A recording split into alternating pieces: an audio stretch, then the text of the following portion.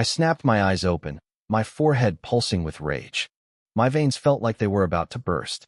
Shock, anger, and a crushing sense of betrayal washed over me. The pain was unbearable. Qin Xiaoyu, are you even human? I growled into the empty room. I never imagined my own sister, the girl I had raised and protected since we were kids, could do something so heartless. I thought she was just an obsessed fangirl, a bit immature, but I was wrong. Thinking back to what just happened made my blood run cold. Nobody knew my secret. I was a traveler from another world. I started this life as an orphan before a kind couple adopted me.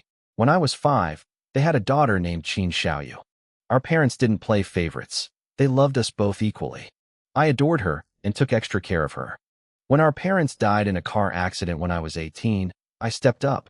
I took the entire weight of our survival and her upbringing onto my shoulders. Everything changed the year Xiaoyu started college. That was when the divine artifact game descended upon the world. People could enter the game, kill monsters, and earn lifespan. Even better, you could spend that lifespan to bring game abilities into reality. The world transformed overnight. The strong could tear through tanks with their bare hands and shrug off nuclear blasts. As disasters spread and people struggled to survive, I dragged Xiaoyu through the chaos. I fought through every obstacle until I became one of the top 100 strongest players in the world. Eventually, I raided an ancient god's ruin and obtained a mysterious ancient god's eyeball. It was my ticket to the very top. I finally had the chance to reach the peak of power. I never expected my sister to strike from the shadows. I had 0 defenses against her. She slipped, water of soul wandering, into my drink. After one sip, I lost all ability to move. Xiaoyu stood over me, her expression cold and indifferent. All my life, you've done nothing but control me, she said calmly. Don't do this, don't do that. I felt like I was suffocating. I never had a moment of freedom. She looked down at me with disdain. I know you hate Song Fei. You never let me go to his meet and greets or his concerts. Do you know how much I missed because of you? But Song Fei's brother contacted me today. He's always known I existed, but because of you, he thought we had no chance. Until now. She leaned in, her eyes gleaming with a terrifying light. As long as I get your ancient god's eyeball, Song Fei's brother will be stronger than you. You won't be able to stop us from being together anymore. My soul was drifting outside my body, forced to watch the horror unfold. My sister, dressed in a beautiful white dress, reached down and gouged out my eyes with her own hands. Her face was flushed with excitement and joy. Don't worry, she whispered. Song Fei's brother said he'll find you new eyes. Just stop getting in our way. She left the room, clutching my eyes like a prize. She didn't know that the potion Song Fei gave her contained a lethal toxin. Shortly after she walked out, I died in agony. But then, I opened my eyes again. I was lying in a bed. The room was simple, clean, and familiar. A light breeze stirred the curtains of the floor-to-ceiling window. Warm sunlight spilled across my blanket in golden streaks. I was back. I had been reborn, 9 years into the past. I sat up, my mind hazy. As the memories of my previous life solidified, my expression turned ice-cold. Song Fei. He was a famous celebrity in Great Xia. Xiaoyu had been obsessed with him since he was a trainee. Like many fanatics, she was rebellious.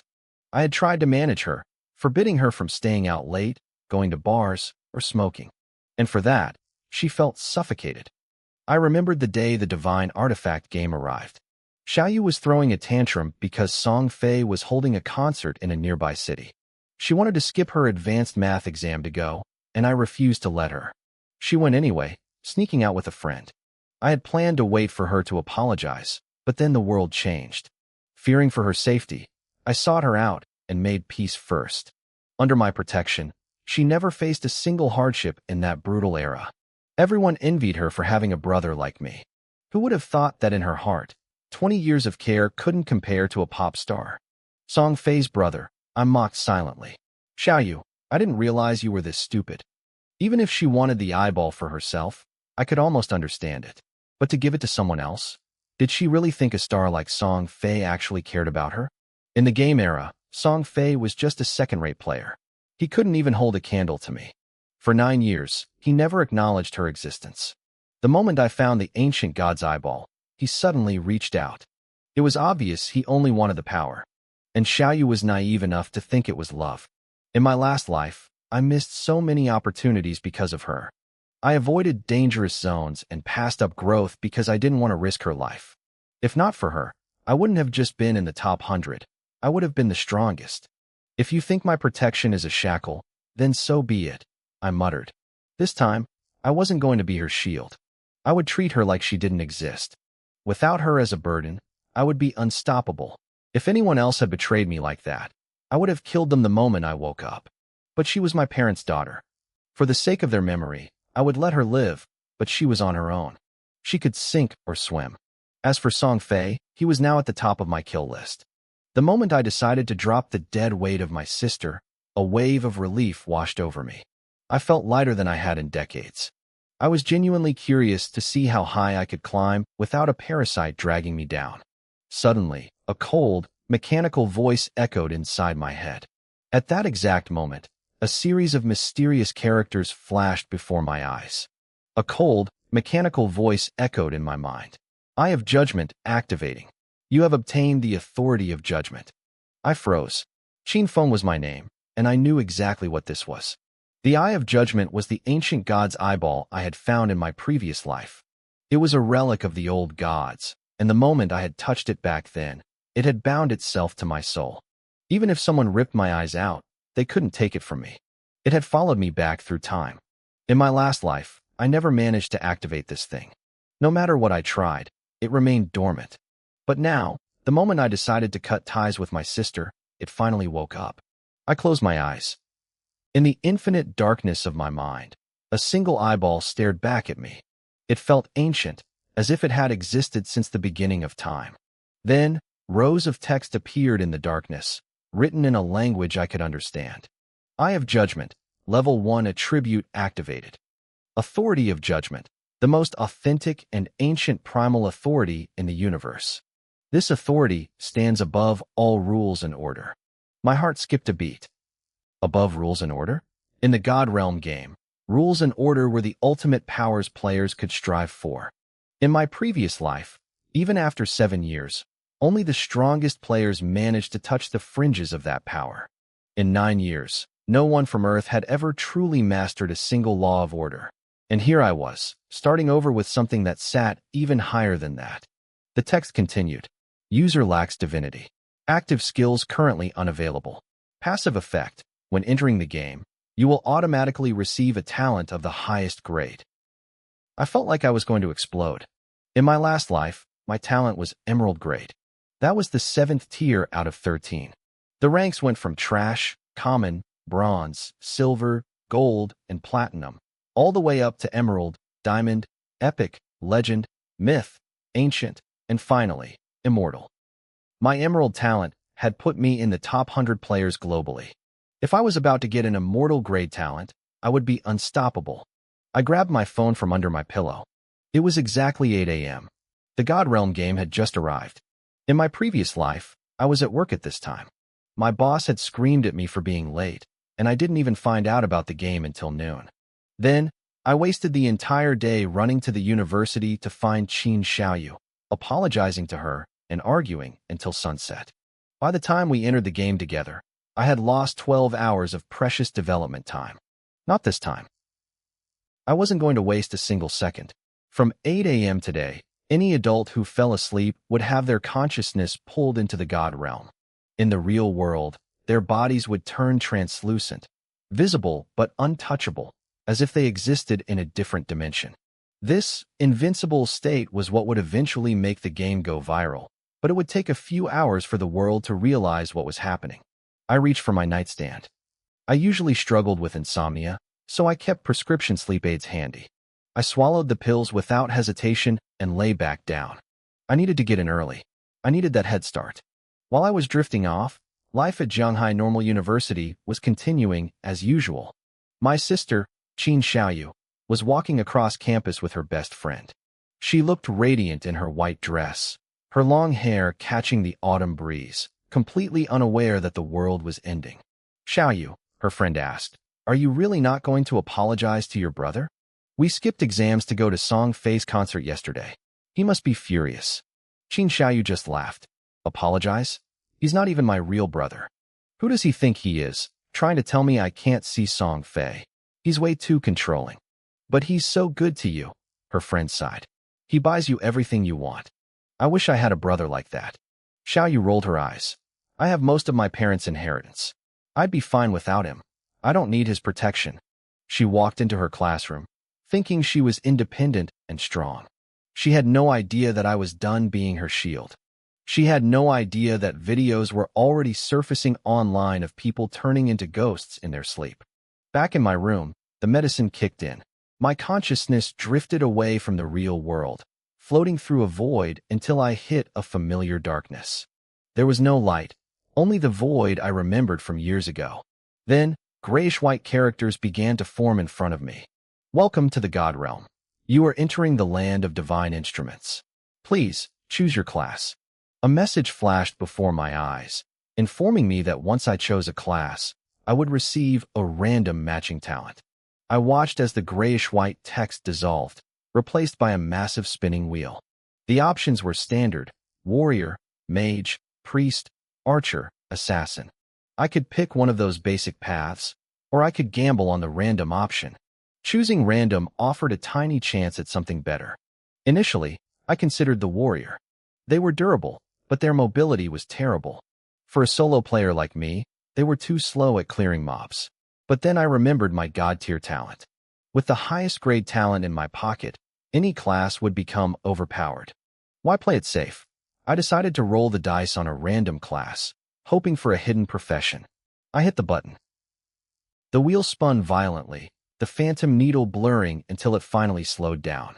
It ticked past the basic classes and landed squarely on a section marked with a question mark. My heart skipped a beat. Was this a hidden class? The wheel transformed. A new symbol appeared, shaped like the Greek letter phi, but sharper. Both ends looked like jagged sword blades, radiating a thick, suffocating killing intent. A notification chimed. Congratulations. You have obtained the unique hidden class, Shadow Sovereign. The description was cold. I was born from the shadows, an incarnation of darkness, the god of death hidden in the void. My eyes scanned my new passive abilities. First, my stealth duration was doubled. Second, my stealth level was increased by 1. Third, if I attacked an enemy while outside their field of vision, my damage would double. I felt a surge of excitement. This was the ultimate solo play class. I remembered a player from my past life who had a shadow-type class, but he was hunted down early on. I didn't know how strong this class became in the late game, but these 3 passives alone guaranteed my survival. In the land of divine instruments, people eventually learned that survival was everything. Dying didn't mean immediate death in the real world, but it cost you half of your remaining lifespan. In this world, lifespan was the only currency that mattered. You earned it by killing monsters, and you spent it to manifest your game items and skills into reality. If your lifespan hit 0, you were gone for good. But I wasn't just going to survive, I was going to kill. That double damage passive worked while I was in stealth, since the enemy couldn't see me. The synergy was perfect. I checked my starting skills. The first was Shadow Sneak, a low-grade skill that gave me 8 seconds of invisibility. Attacking would break the stealth, but boost my next strike by 30%. The second was a passive called Backstab, which increased damage by 10% when attacking from behind. They were trash grade skills, which was normal for a level 1 player. But my class passives changed the math. That 8-second stealth was already doubled to 16 seconds. The cooldown was 30 seconds, so I wasn't quite at permanent invisibility yet. Then, the authority of judgment kicked in. The system generated my top-tier talent. Congratulations. You have obtained the primordial talent, Infinite Evolution. I blinked. The text was grayish-white, labeled as primordial grade. I had never heard of that rank before. It didn't look flashy like the gold or purple icons I expected. It looked ancient. The effect was simple but broken. By killing monsters solo, I had a chance to gain evolution points to upgrade my skills. I also gained 5 points automatically every 24 hours, and boss kills guaranteed a point. I looked at my current balance. 5 points. I didn't hesitate. I poured 1 point into Shadow Sneak. The skill shimmered and transformed from trash to common grade. The stealth duration jumped from 8 to 12 seconds. The damage bonus doubled to 60%, and the cooldown dropped to 28 seconds. I did the math. With my class passive doubling that 12-second duration, I now had 24 seconds of stealth. I was getting close. I spent 2 more points. The skill evolved again, hitting bronze grade. Now, the base duration was 16 seconds, the bonus damage was 90%, and the cooldown was down to 26 seconds. My heart hammered in my chest. With my passive, 16 seconds became 32. My stealth now lasted longer than the cooldown. I had achieved infinite invisibility at level 1. That 90-point damage bonus was massive, too. In the early stages of the game, most players only had 20 or 30 attack power. I was already hitting several times harder than them. And because I'd be attacking from stealth, my class passive would double that total damage again. I let out a breath I didn't know I was holding. My starting combat power was already higher than what I had achieved after a full day of grinding in my previous life. I was no longer just a survivor. I was the apex predator. This was the power of a unique hidden class combined with a top-tier talent. My original grade talent, Infinite Evolution, was living up to its name. If I could keep evolving my skills like this, the effects would eventually become godlike. As a transmigrator and a regressor, I had stacked every possible buff in my favor. I wasn't going to let this opportunity go to waste. Since I could earn evolution points by grinding mobs, I didn't need to be stingy. In this world, immediate combat power was the best investment. I looked at my remaining points. I had 2 left, but I needed 3 to evolve Shadow Sneak again. I turned my attention to my other starting skill, Backstab Enhancement. I spent 1 point. The skill shimmered, moving from trash to common grade. The passive damage bonus for attacking from behind jumped from 10% to 15%. It was only a 5% increase, but I knew how scaling worked. My class passive doubled all my damage. If I could evolve Backstab Enhancement to a 100% bonus, it would actually mean 4 times the total damage. I had spent 9 years struggling in God Artifact and had been ranked in the top 100 players globally. I understood the math better than anyone. I started to wonder, if I kept evolving these skills, would they eventually surpass the immortal grade? Could Shadow Sneak reach a point where it had no cooldown at all? Could Backstab reach 200%? In my previous life, a skill's grade was fixed the moment it dropped from a monster. You couldn't change it. My talent had completely broken the rules of this world. I had 1 evolution point left, but I couldn't use it yet. Shadow Sneak needed 3, and the next level of Backstab needed 2. It was time to actually enter the game. A gray input box appeared in my vision, asking for my code name. In this game, every player needed a unique handle.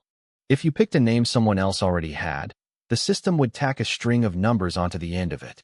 I raised my hand and wrote 2 words in the air, Shadow. The box dissolved like smoke. A notification chimed in my ear, confirming my identity and announcing my arrival at the land of God's abandonment.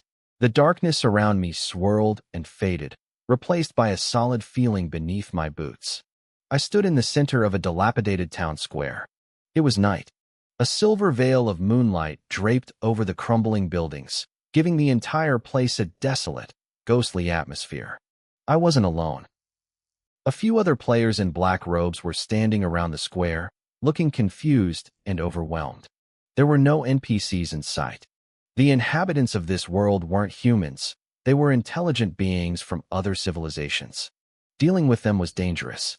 If you weren't careful, they would trick you out of your very lifespan. Besides, new players were worthless to them. We started with 0 tradable years, so the NPCs had no reason to talk to us yet. A familiar system message echoed in my mind. It welcomed me to this ruined land, warning me that monsters were everywhere, waiting to tear me apart and steal my life. It explained the core mechanic. Killing monsters granted tradable lifespan, but dying cost you half of your remaining life, both your tradable and non-tradable years. I didn't blink. I'd heard this speech 1,000 times. I pulled up the map. I was in Shell Town, a designated peaceful zone. No monsters could spawn here, and players couldn't attack each other. However, even in safety, your life was ticking away. In this gentle zone, time flowed at a 1-to-1 ratio. Shell Town, I whispered. The starting location depended on exactly when you logged in. There were hundreds of millions of these starter towns, each capped at 1,000 players. Once a town was full, new players were sent to the next one. Since the game grouped people by region and time, everyone in Shell Town was likely from my home city, Jianhai. I checked the player count. 127 people had arrived before me. I was number 128. I opened my character panel. In this game, stats were everything. Codename, Shadow. Class, Shadow. Level, 1. Non-tradable lifespan, 75 years. Tradable lifespan, 0. Strength, 10 plus 3. Constitution, 10 plus 3. Agility, 10 plus 8. Spirit, 10 plus 5. Free stat points, 5. Every player started with a base of 10 in every stat. The numbers in the parentheses were my class bonuses. I stared at them, stunned. My warrior class in my past life had only given me plus 3 to strength and constitution. The shadow class gave me bonuses in every single category, including a massive plus 8 to agility.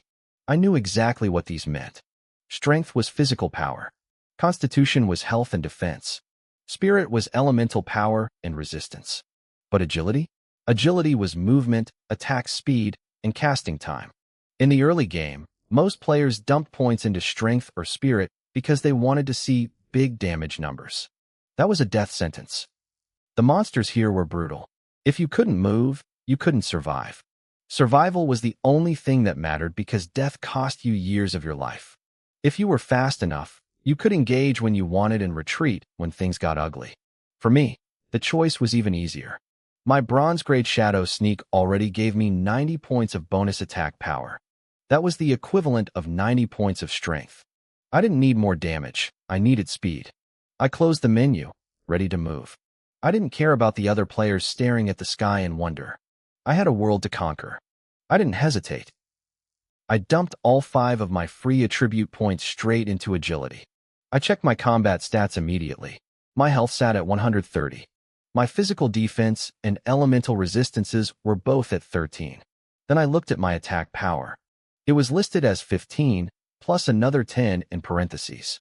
The 15 came from my base strength, and the 10 came from the weapon in my hand, a scrap iron dagger. It was a gray grade, poor quality weapon given to every new player. I gripped the hilt, testing the weight. In my past life, I was a warrior, but I knew my way around a blade. Even though I was using a weapon that wasn't a perfect match for my class, meaning I'd only get 70% of its effectiveness, it felt good. I looked at my total physical attack, 23 points. That was the standard start for most players. It really put things into perspective. My Shadow Sneak skill provided 90 points of bonus damage. I was already hitting 4 times harder than anyone else at level 1. I turned toward the edge of town. I needed to hunt. Whether it was for experience or evolution points, I needed kills, and I needed them now. Most people here still thought this was a game. They thought the monsters would just stand around waiting to be farmed. They were wrong. In this world, the monsters were the ones hunting us. To them, every player who stepped out of the safety zone was just a walking pile of lifespan. They moved in packs. They tracked you down. They killed you to steal your years. I looked at my status, 75 years of non-tradable lifespan. That was just to keep me breathing. But tradable lifespan? That was the real currency. You could use it to buy resources, or even better, you could spend it to manifest your in-game gear and skills into the real world. That was how you gained true power. But if a monster killed you, they took that life for themselves. They would evolve. They would get stronger. In the early days of my past life, players were just prey. So many people died over and over until their lifespan hit 0, and they dropped dead for real. I had struggled back then, especially because I was constantly trying to protect my sister, Qin Xiaoyu. She was a burden I couldn't afford. This time, I was going solo. My growth would be explosive. As I walked toward the exit, I passed groups of confused players. A chubby guy was standing by the road, looking dazed. He muttered about how he'd just pulled an all-nighter and must be hallucinating. A guy in glasses next to him agreed, saying he'd just fallen asleep after playing games all night. I didn't stop to talk. They'd find out soon enough that this wasn't a dream. Suddenly, white light flashed in front of me. 5 figures materialized at the respawn point. I tried to walk around them, But a girl in a black short-sleeved shirt caught my eye. She looked pale and frustrated. She was with 3 men and another woman. They had clearly just been wiped out in the wild, meaning their lifespans had just been cut in half. "Those monsters are insane," one of the guys complained. "One bite took half my health. It was just a level 1 creeper, and we barely scratched it before we all died." They all looked at the girl in the black shirt. She had a ponytail and carried a weathered longbow. I realized immediately she had a hidden class. Normal archers started with shortbows, not longbows. That was why she was the leader. "We need one more person," she said, her eyes landing on me. "That guy looks like he has a hidden class too. Let's invite him. There's strength in numbers." A girl with long hair and a soft voice stepped toward me. "Hey, do you want to join us? The monsters outside are too strong to fight alone. We've already fought them, so we have experience." I almost laughed. Experience? Experience in dying, maybe. I didn't say a word. I just kept walking, heading straight for the town gates. My silence was the only answer they needed. The group's faces darkened. They couldn't believe a lone assassin-type player was blowing them off. "Is he serious?" one of the guys mocked. "We couldn't handle it with 5 people, and he thinks he can go solo? He's going to get slaughtered. Let him go." The leader, Lee, said with a cold sneer. She had checked my ID as I walked past. "His name is Shadow. How edgy. Let's follow him and see how long he lasts. Maybe we can learn the monster's attack patterns while he's being eaten." I reached the edge of the village. The boundary was nothing more than some rotting wooden fences. Once I stepped over them, I was fair game. I could feel Lee and her team trailing at a distance, waiting for the show. I didn't give them one. "Shadow sneak," I whispered. My body blurred, melting into the shadows of the environment. I vanished instantly. Back at the fence, the group gasped. "Wait," Lee stammered, looking at the empty air where I had just been standing. "Where did he go?" I didn't stick around to see the looks on their faces. I knew Lee and her group would be searching the empty air for me, completely baffled. The tall male assassin in their party was probably the most confused. He had chosen the assassin class too, but he didn't start with a stealth skill. To him, what I just did seemed like a cheat code. They searched for a while, but they didn't dare step past the safety of the village gates without seeing where I went. Eventually, they gave up and retreated back into the center of Shell Town. I wasn't there to hear it, but I could imagine Lee's cold voice telling them it was too dangerous to leave after losing half their lifespans. They probably decided to scavenge the town for NPCs or treasure chests instead. They were wasting their time. I knew this world better than anyone. There was nothing in the starting village that could actually make a player stronger. It was just a place to rest and feel a false sense of security. I moved through the blackened, charred earth outside the gates. My shadow sneak was active, erasing the sound of my footsteps and even the rhythm of my heartbeat. I was a ghost. Unless someone had a specialized true sight skill, I was invisible to players and monsters alike. I covered about 100 meters before I reached a sparse thicket of trees. There, huddled in the shadows, was the silhouette of a level 1 creeper. It was resting. I checked its status and saw it was in the middle of an evolution state. This thing had just butchered Lee's team, and now it was busy digesting their stolen lifespans. I narrowed my eyes. The creature was greedy. It had enough life force to evolve into something stronger if it just retreated to a safe place, but it stayed here, lingering near the village, hoping to snack on more players. "Give that life back," I muttered. I found a hidden corner and waited for my skill cooldown. The moment it reset, I refreshed Shadow Sneak, ensuring there wasn't a single second where I was visible. I gripped my scrap iron dagger and crept toward the monster. The closer I got, the worse it smelled. It was the stench of rotting meat. The creeper looked like a faceless human with gray, leathery skin, crouched on all fours like an insect. A faint, white mist swirled around its body. That was the physical manifestation of the lifespan it had stolen. I didn't hesitate. I moved behind it, my dagger flashing in the dark like a cold spark. I aimed straight for the back of its neck, a known weak point. The blade sank in deep. A massive red number popped up, 372. Weak point critical. With just one strike, the creeper collapsed. Grayish-white blood pooled on the ground, and its body went limp. I stared at the damage number, stunned. I knew the shadow class was strong, but this was insane. Most of that power came from my shadow sneak skill, which I had evolved twice. That extra 90 points of attack power had tripled my output. A system notification flashed in my vision. You have killed a level 1 creeper. You gained 10 experience points. A glowing orb of white mist drifted up from the corpse. I reached out and grabbed it. You obtained 3 days of tradable lifespan. You obtained 54 years and 155 days of non-tradable lifespan. I shook my head. Lee's team had lost over 100 years combined, but after the monster processed it, only 54 years remained. Still, non-tradable life was just a timer for how long I could stay alive. The real prize was the 3 days of tradable life. That was the currency used to manifest game items into the real world. 3 days wasn't much, but it was a start. I searched under the corpse and found 2 more prizes, a pair of gray-grade rotting leather boots and a skill book for Ice Bolt. The boots gave me a tiny boost to defense and movement speed, so I kicked off my old shoes and put them on. The skill book was for mages, so it was useless to me for now. My luck was decent, but I was disappointed the kill didn't grant me any evolution points.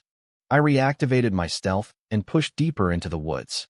Behind me, other players were finally starting to trickle out of the village. Some were in groups, while others were arrogant enough to wander out in pairs. A young couple walked right past the spot where I had killed the creeper. The guy, a tall, sturdy-looking warrior named Nyo Gang, spotted the corpse. "Look, Xiaoya," he said, puffing out his chest to impress his girlfriend. "Someone already killed a monster here. See, I told you it wasn't that hard. Don't be nervous. If anything shows up, I'll take care of it." His girlfriend, Guan Xiaoya, was a priest holding a crude wooden staff. She looked around nervously, but she didn't see what was happening right above them. A massive shadow was clinging to the branches directly over their heads. I watched from the brush as the wind began to howl, and the dark shape plummeted toward them before they even realized they were being hunted. 2 pale, bone-white strands of webbing shot out from the canopy, snaring the couple before they could scream.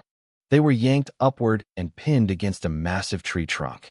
A nightmare descended from the branches, a pitch-black spider, 8 feet tall, with milky white eyes that glowed with a predatory hunger.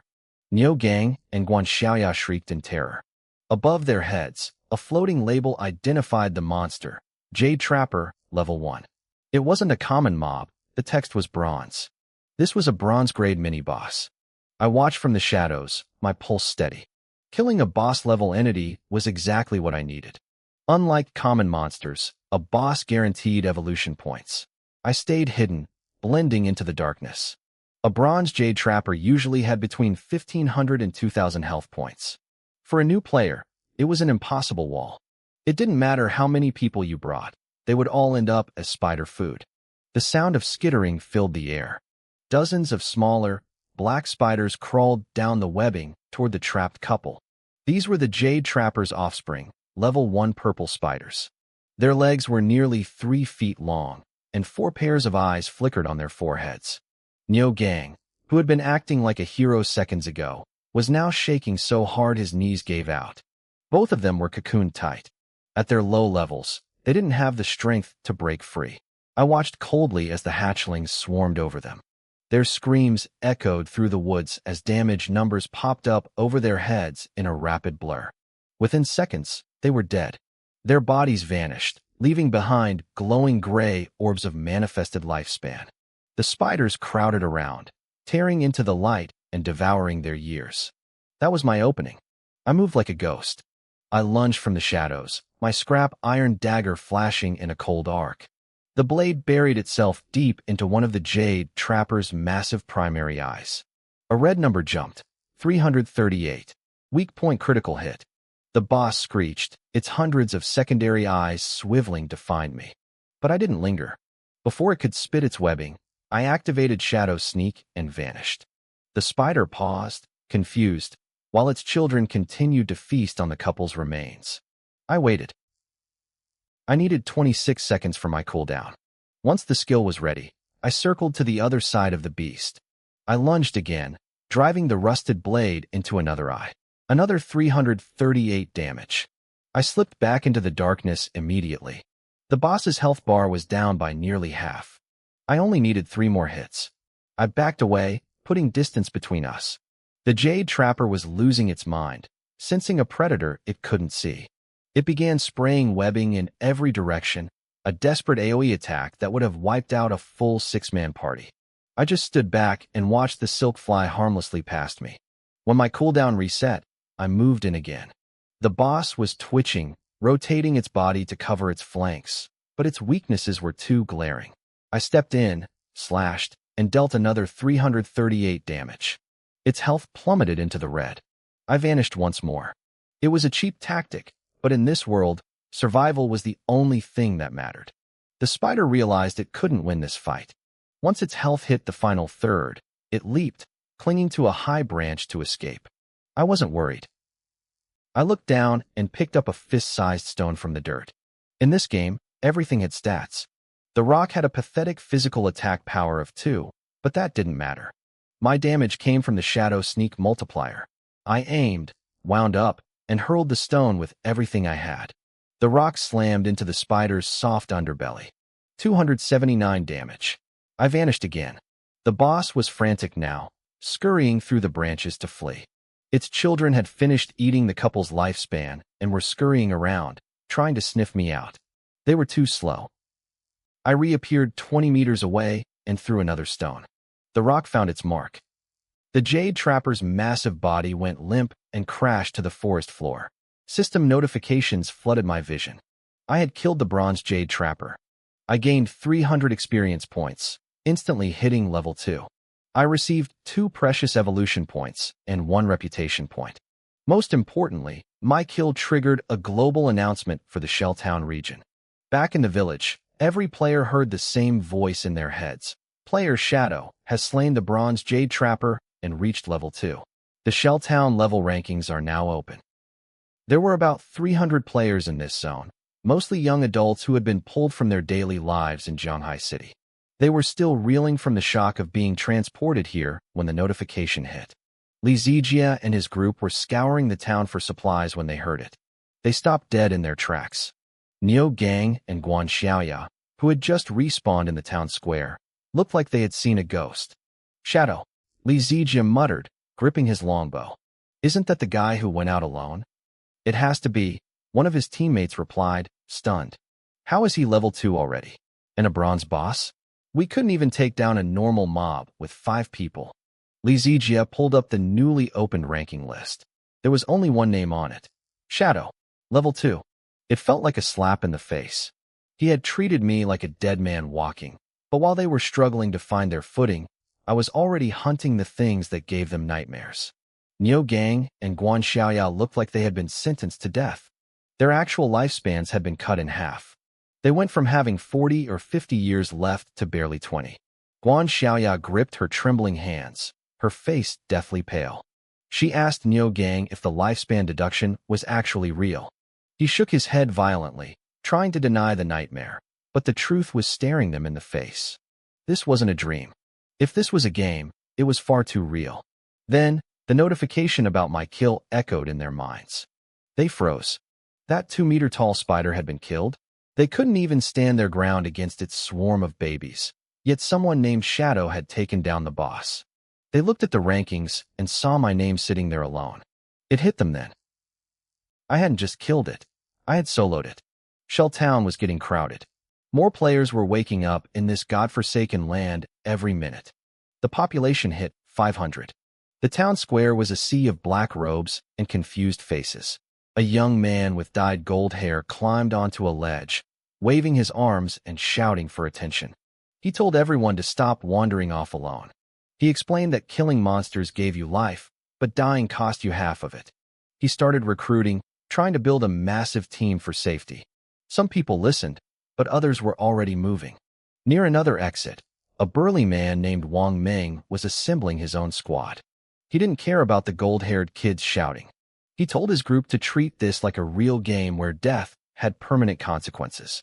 Wang Meng was a holy shield warrior. He had a temporary invincibility skill that could soak up damage while his team focused on offense. He was smart. He only picked teammates with hidden classes. Across town, a group of hardcore gamers was already buzzing with excitement. They saw this world as their ultimate playground. They were looking for one more player, preferably a pretty girl who could play a healer, to fill their six-man party. They were convinced their gaming experience would make them kings of this new world.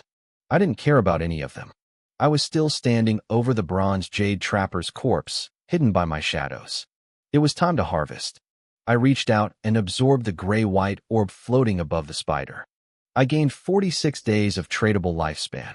A single boss gave more than a dozen normal mobs combined. Usually, a boss like this required multiple teams to take down, meaning the reward would be split into tiny fragments. I kept every second for myself. Then, I saw the real prize. A bronze-grade skill book lay beneath the corpse. My heart skipped a beat when I read the title, Greedy Hand. It was a rare assassin skill. It gave a 20% chance to trigger an extra loot drop from any monster corpse. To a normal player, 20% was a gamble. To me, it was a foundation for godhood. I had 3 evolution points now. I didn't hesitate. I spent 1 point immediately. The skill shimmered, evolving from bronze to silver. The drop chance jumped to 40%. I spent my last 2 points. The skill turned gold. Now, I had a 70% chance to get extra loot. In the previous timeline, anyone with this skill was a top-tier guild member. But no one had ever seen a version this powerful. If I evolved it one more time, I would hit 100%. Every single kill would yield double rewards. It might even include tradable lifespan or evolution points. I felt my pulse quicken. I was already miles ahead of everyone else, and I was about to break the game's economy before it even started. Still invisible, I reached down and activated Greedy Hand on the boss's body. 12 smaller spiders guarded the boss's corpse. They had no idea I was standing right there in the shadows. I focused my energy and triggered my new skill. A massive, spectral golden hand erupted from the soil, reaching into the air and clenching tightly over the predator's body. The notification flashed in my vision. Greedy Hand successful. I gained 2 evolution points. I gained 46 days of tradable lifespan. As the system message faded, 3 more items burst out from under the spider's carcass. It worked. A 70% success rate was high, but in this world, nothing was guaranteed. I let out a satisfied breath. This wasn't some pay-to-win mobile game where the odds were rigged against you. I had gambled and won. The 2 evolution points and the extra lifespan were the real prizes. The loot was secondary, but still useful. The boss had dropped 6 items in total. Aside from the skill book and a specialized assassin weapon, the other 4 pieces were for classes I didn't play. I couldn't use them, and right now, nobody in the starting town could afford to buy them. In this game, the only currency was tradable lifespan. Since the world had just started, no one had enough time to spare for high-end gear. I turned my attention to the weapon. It was a corrosion dagger. Bronze grade. It offered 35 attack power and 4 points of agility. The level requirement was only level 1. I immediately swapped out my scrap iron dagger. My attack power jumped from 25 to 50. It had doubled in an instant. My actual damage output didn't double, though, since most of my lethality came from the bonus damage triggered by my Shadow Sneak skill. Still, it was a massive upgrade. The remaining loot consisted of 3 pieces of gear and a skill book, all of common quality. I looked at the 12 spiders still lingering by the corpse. I wasn't going to let them go. I needed more evolution points. I stepped out of the shadows, my new dagger flashing in the moonlight. I sliced through a spider's abdomen, killing it in a single strike. By the time the others turned to hiss at me, I had already vanished back into the darkness. With infinite stealth, I didn't even have to worry about survival. I was a ghost in the machine. While I was hunting in the woods, the real world was falling into chaos. Back on Earth, at Zhanghai Normal University, my sister Qin Xiaoyu was sitting in class with her best friend, Chu Yan. A sudden commotion broke out. A male student had fallen asleep at his desk, but something was wrong. His body was turning translucent, becoming a shimmering, ghostly image. His roommate jumped up, eyes wide with terror. He tried to grab the guy's shoulder, but his hand passed right through him as if he were made of smoke. The professor stopped mid-sentence, his face pale. Students crowded around, gasping and pulling out their phones. "Xiaoyu, look at Zhang Wei," Chu Yin whispered, tugging at my sister's sleeve. Qin Xiaoyu frowned. She was wearing a white dress, looking every bit the pure, elegant campus belle she pretended to be. She stood up on her tiptoes to see over the crowd.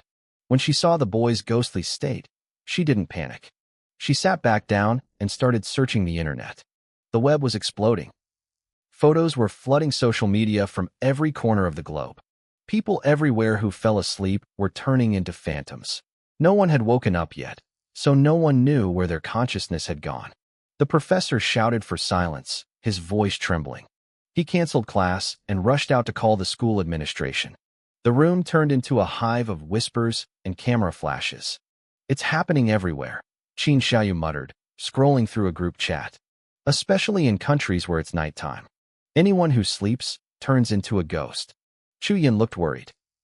"This is scary. I need to call my parents." "Xiaoyu, shouldn't you check on your brother? See if he's okay?" Qin Xiaoyu's expression turned cold. "I'm not contacting him first. But with everything going on, is now really the time to hold a grudge?" Chu Yin asked. Qin Xiaoyu let out a sharp, mocking laugh. "Family? All he does is try to control me. I'm not talking to him unless he crawls back and apologizes to me first. If I could have seen her then, I would have laughed. In my past life, this was exactly how she acted. She didn't just refuse to call. She ignored my texts and blocked my calls. I had been the one to run to her school, beg for her forgiveness, and treat her like a princess just to get her home safely so we could enter the game together. This time, things were different. I didn't care if she existed. In my mind, the sister I had cared for 10 years was already dead.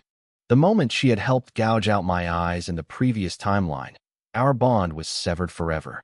Governments across the world issued emergency broadcasts. They urged people to stay awake at all costs until experts could figure out what was happening. But inside the land of God's abandonment, the players were already moving. To log out of the game for the first time, you had to reach level 3. That was the barrier. In this game, leveling up was brutal. Doing it alone was considered impossible for most, but doing it in a group meant splitting the experience and the precious lifespan rewards. 20 minutes after I had claimed the top spot on the leaderboard, the next names finally appeared. A team of 6 elite players, led by a man named Wang Meng, had all reached level 2. They took the 2nd through 7th spots. They were fast, but they were still miles behind me. I was the shadow they couldn't catch. As for that golden-haired youth, he led dozens of players out to hunt monsters together. They soon discovered something terrifying. Because they were grouped in such a large crowd, no monster dared to come near them. Every creature they spotted turned and bolted the moment they saw the mob of players. The group gained almost nothing from the excursion, except for perhaps a better understanding of the terrain outside the town. I, on the other hand, finally saw the notification I was waiting for. As I slashed my blade through a level 1 creeper, my eyes lit up.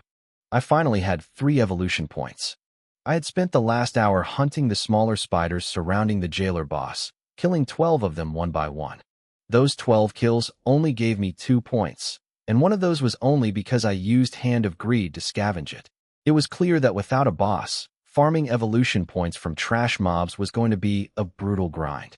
After finishing off the spiders, I drifted through the dark woods like a gust of wind, staying hidden in stealth. I hunted down 5 more level 1 creepers. The 5th one finally dropped the 3rd evolution point I needed. It was time to evolve. I opened my attribute panel and focused on Hand of Greed. I spent all 3 points immediately. A golden light flashed in my mind. Hand of Greed had evolved from bronze to platinum grade. The new stats were staggering. When used on a monster's corpse, I now had a 70% to 110% chance to obtain an extra loot reward. In this game, a probability over 100% actually meant something. A 110% chance guaranteed 1 extra item, with a 10% chance to trigger a 2nd extra item. That meant I could potentially get 3 sets of loot from a single kill. I looked down at the creeper corpse at my feet and activated the skill. The system chimed repeatedly. I had hit that lucky 10% window. I gained 2 evolution points and 6 days of tradable lifespan in a single go. I was stunned. This was broken. This was beyond powerful. I decided to hold on to the 2 evolution points for now. I noticed that evolving the same skill for a 4th time required 5 points instead of 4. The cost wasn't a simple linear progression. I needed to see the next tier to figure out the pattern. I didn't lack damage or survivability yet, even against bosses, so my priority was evolving utility skills that accelerated my growth. Hand of Greed was the perfect choice. I checked my inventory. I had 146 days of tradable lifespan. To manifest my equipment and skills into the real world, I needed at least 2.5 years, exactly 900 days. I also needed to reach level 10. I had a long way to go.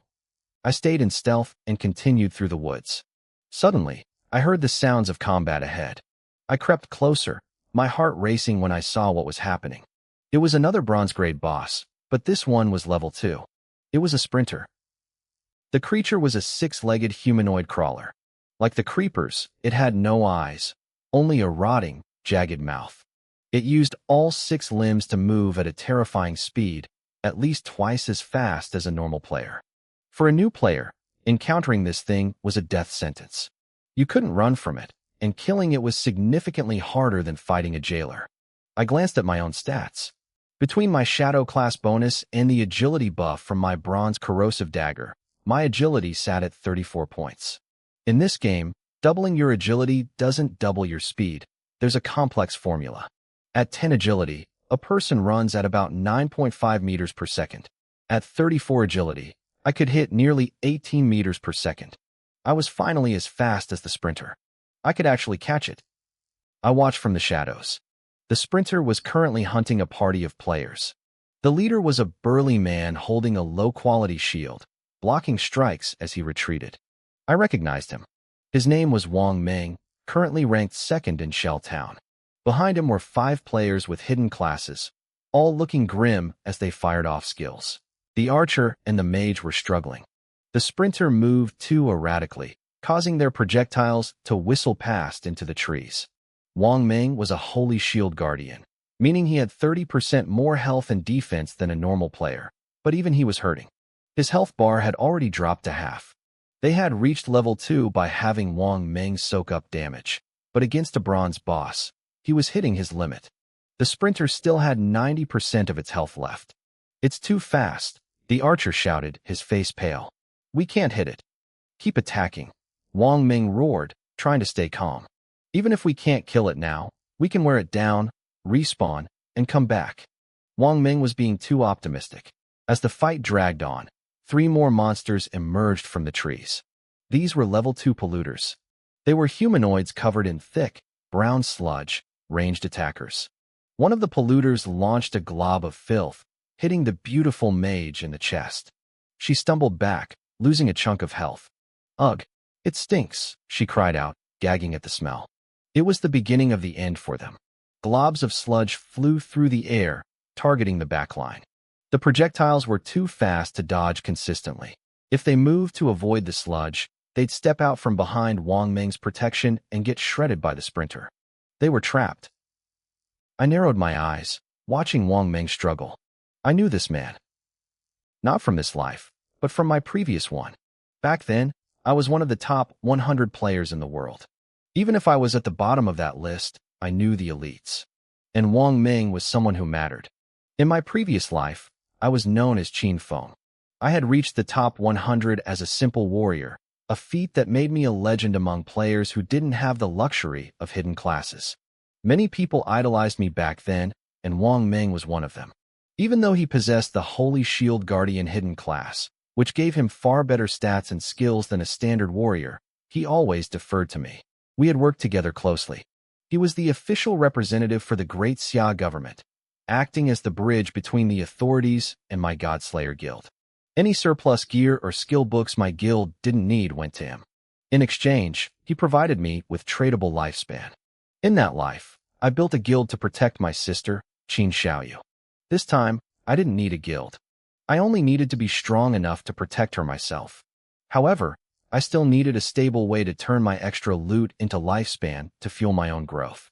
Wang Meng was reliable, and the government he represented had endless resources. Since I had to kill these monsters anyway, helping him now was a smart investment. I didn't plan on a formal introduction yet. I just wanted to leave an impression. I watched the battlefield for a moment, tracking the movements of the monsters. I moved silently through the grass, positioning myself behind one of the polluters. The creature was focused on the beautiful mage, mindlessly hurling globs of sludge at her. It never sensed the predator at its back. I lunged. My scrap iron dagger flashed in the dim light. burying itself deep into the monster's neck. A massive red number floated up, 441. A fatal weak point strike. The polluter didn't even scream. It dissolved into a pile of foul-smelling brown sludge on the scorched earth. A system notification chimed in my head. I had gained 20 experience points, 4 days of tradable lifespan, and 1 evolution point. I raised an eyebrow. Getting an evolution point from a common mob was rare. I was lucky. I immediately activated my greedy hand skill on the remains. The skill succeeded, granting me another 4 days of lifespan. No extra evolution point, though. Greedy Hand acted as a second drop roll rather than a perfect copy of the first, so I wasn't surprised. To get a steady flow of evolution points, I still needed to hunt bosses. I didn't linger. Before the players or the remaining monsters could react, I slipped back into the shadows. Who was that? Wang Ming gasped. He and his team stood frozen, staring at the pile of sludge where a monster had been seconds ago. They had only seen a dark blur. They had been fighting level 1 creepers for 10 seconds just to get a kill, yet someone had just one-shot a level 2 polluter. The 6 of them were completely stunned. With 1 polluter down, the pressure on the back line eased significantly. The mage, despite being covered in stinking mud, looked around with wide, excited eyes. She wondered if a top-tier player from the rankings had come to save them. Her health was low, but she kept moving, her long legs carrying her through a series of agile dodges. Hold on, Wang Ming shouted. His skill had finally finished its cooldown. He activated Holy Barrier, and a brilliant golden light enveloped his massive frame. He was invincible for 3 seconds. It was just enough time to tank the sprinter and give his team some breathing room. I waited. 30 seconds later, I appeared behind the second polluter. My blade moved like a whisper. Another instant kill. This time, no evolution point dropped, but my greedy hand pulled something better. I reached into the sludge and pulled out a skill book, Toxic Dart. It was a standard assassin skill. It allowed the user to throw a poisoned projectile up to 12 meters, dealing 40 damage and applying a venomous debuff. I didn't hesitate. I had 3 evolution points saved up. I spent 2 of them immediately, watching the skill book glow as it transformed from basic to bronze, and then to silver grade. The range increased to 14 meters. The initial hit damage tripled to 120. The poison damage jumped to 50% of my attack power per second. I learned the skill instantly. The total damage output of the dart had more than doubled. The final polluter turned its head, sensing my presence. It opened its mouth to spit a glob of filth, but I was faster. I flicked my wrist. A dark dart whistled through the air, striking the creature directly between the eyes. An ordinary player would have missed such a precise shot under pressure, but I had 9 years of combat experience etched into my soul. The dart hit for 237 damage. It wasn't a stealth strike, and the monster had spotted me, so my passive class bonuses didn't trigger, but it didn't matter. The polluter collapsed instantly. Before the dust could settle, I vanished again. The moment my toxic dart hit the final polluter, the creature turned a sickly shade of green. 2 damage numbers popped up in quick succession, 158, 158. The poison was eating it alive. Because I had vanished back into stealth immediately after the throw, my class passive triggered, doubling the damage of the debuff. The monster collapsed, dead before it could even gurgle. It didn't drop anything. That left only the main attraction, the bronze-grade boss, the Rusher. Nearby, a player named Wang Ming was drenched in sweat, his shield trembling. A middle-aged female priest in his party was spamming heals on him, but it wasn't enough. Wang Ming's health bar was sliding towards 0. It was clear this group had reached level 2 by grinding weak mobs, but they hadn't found any decent gear. Their combat style was primitive, messy, and desperate.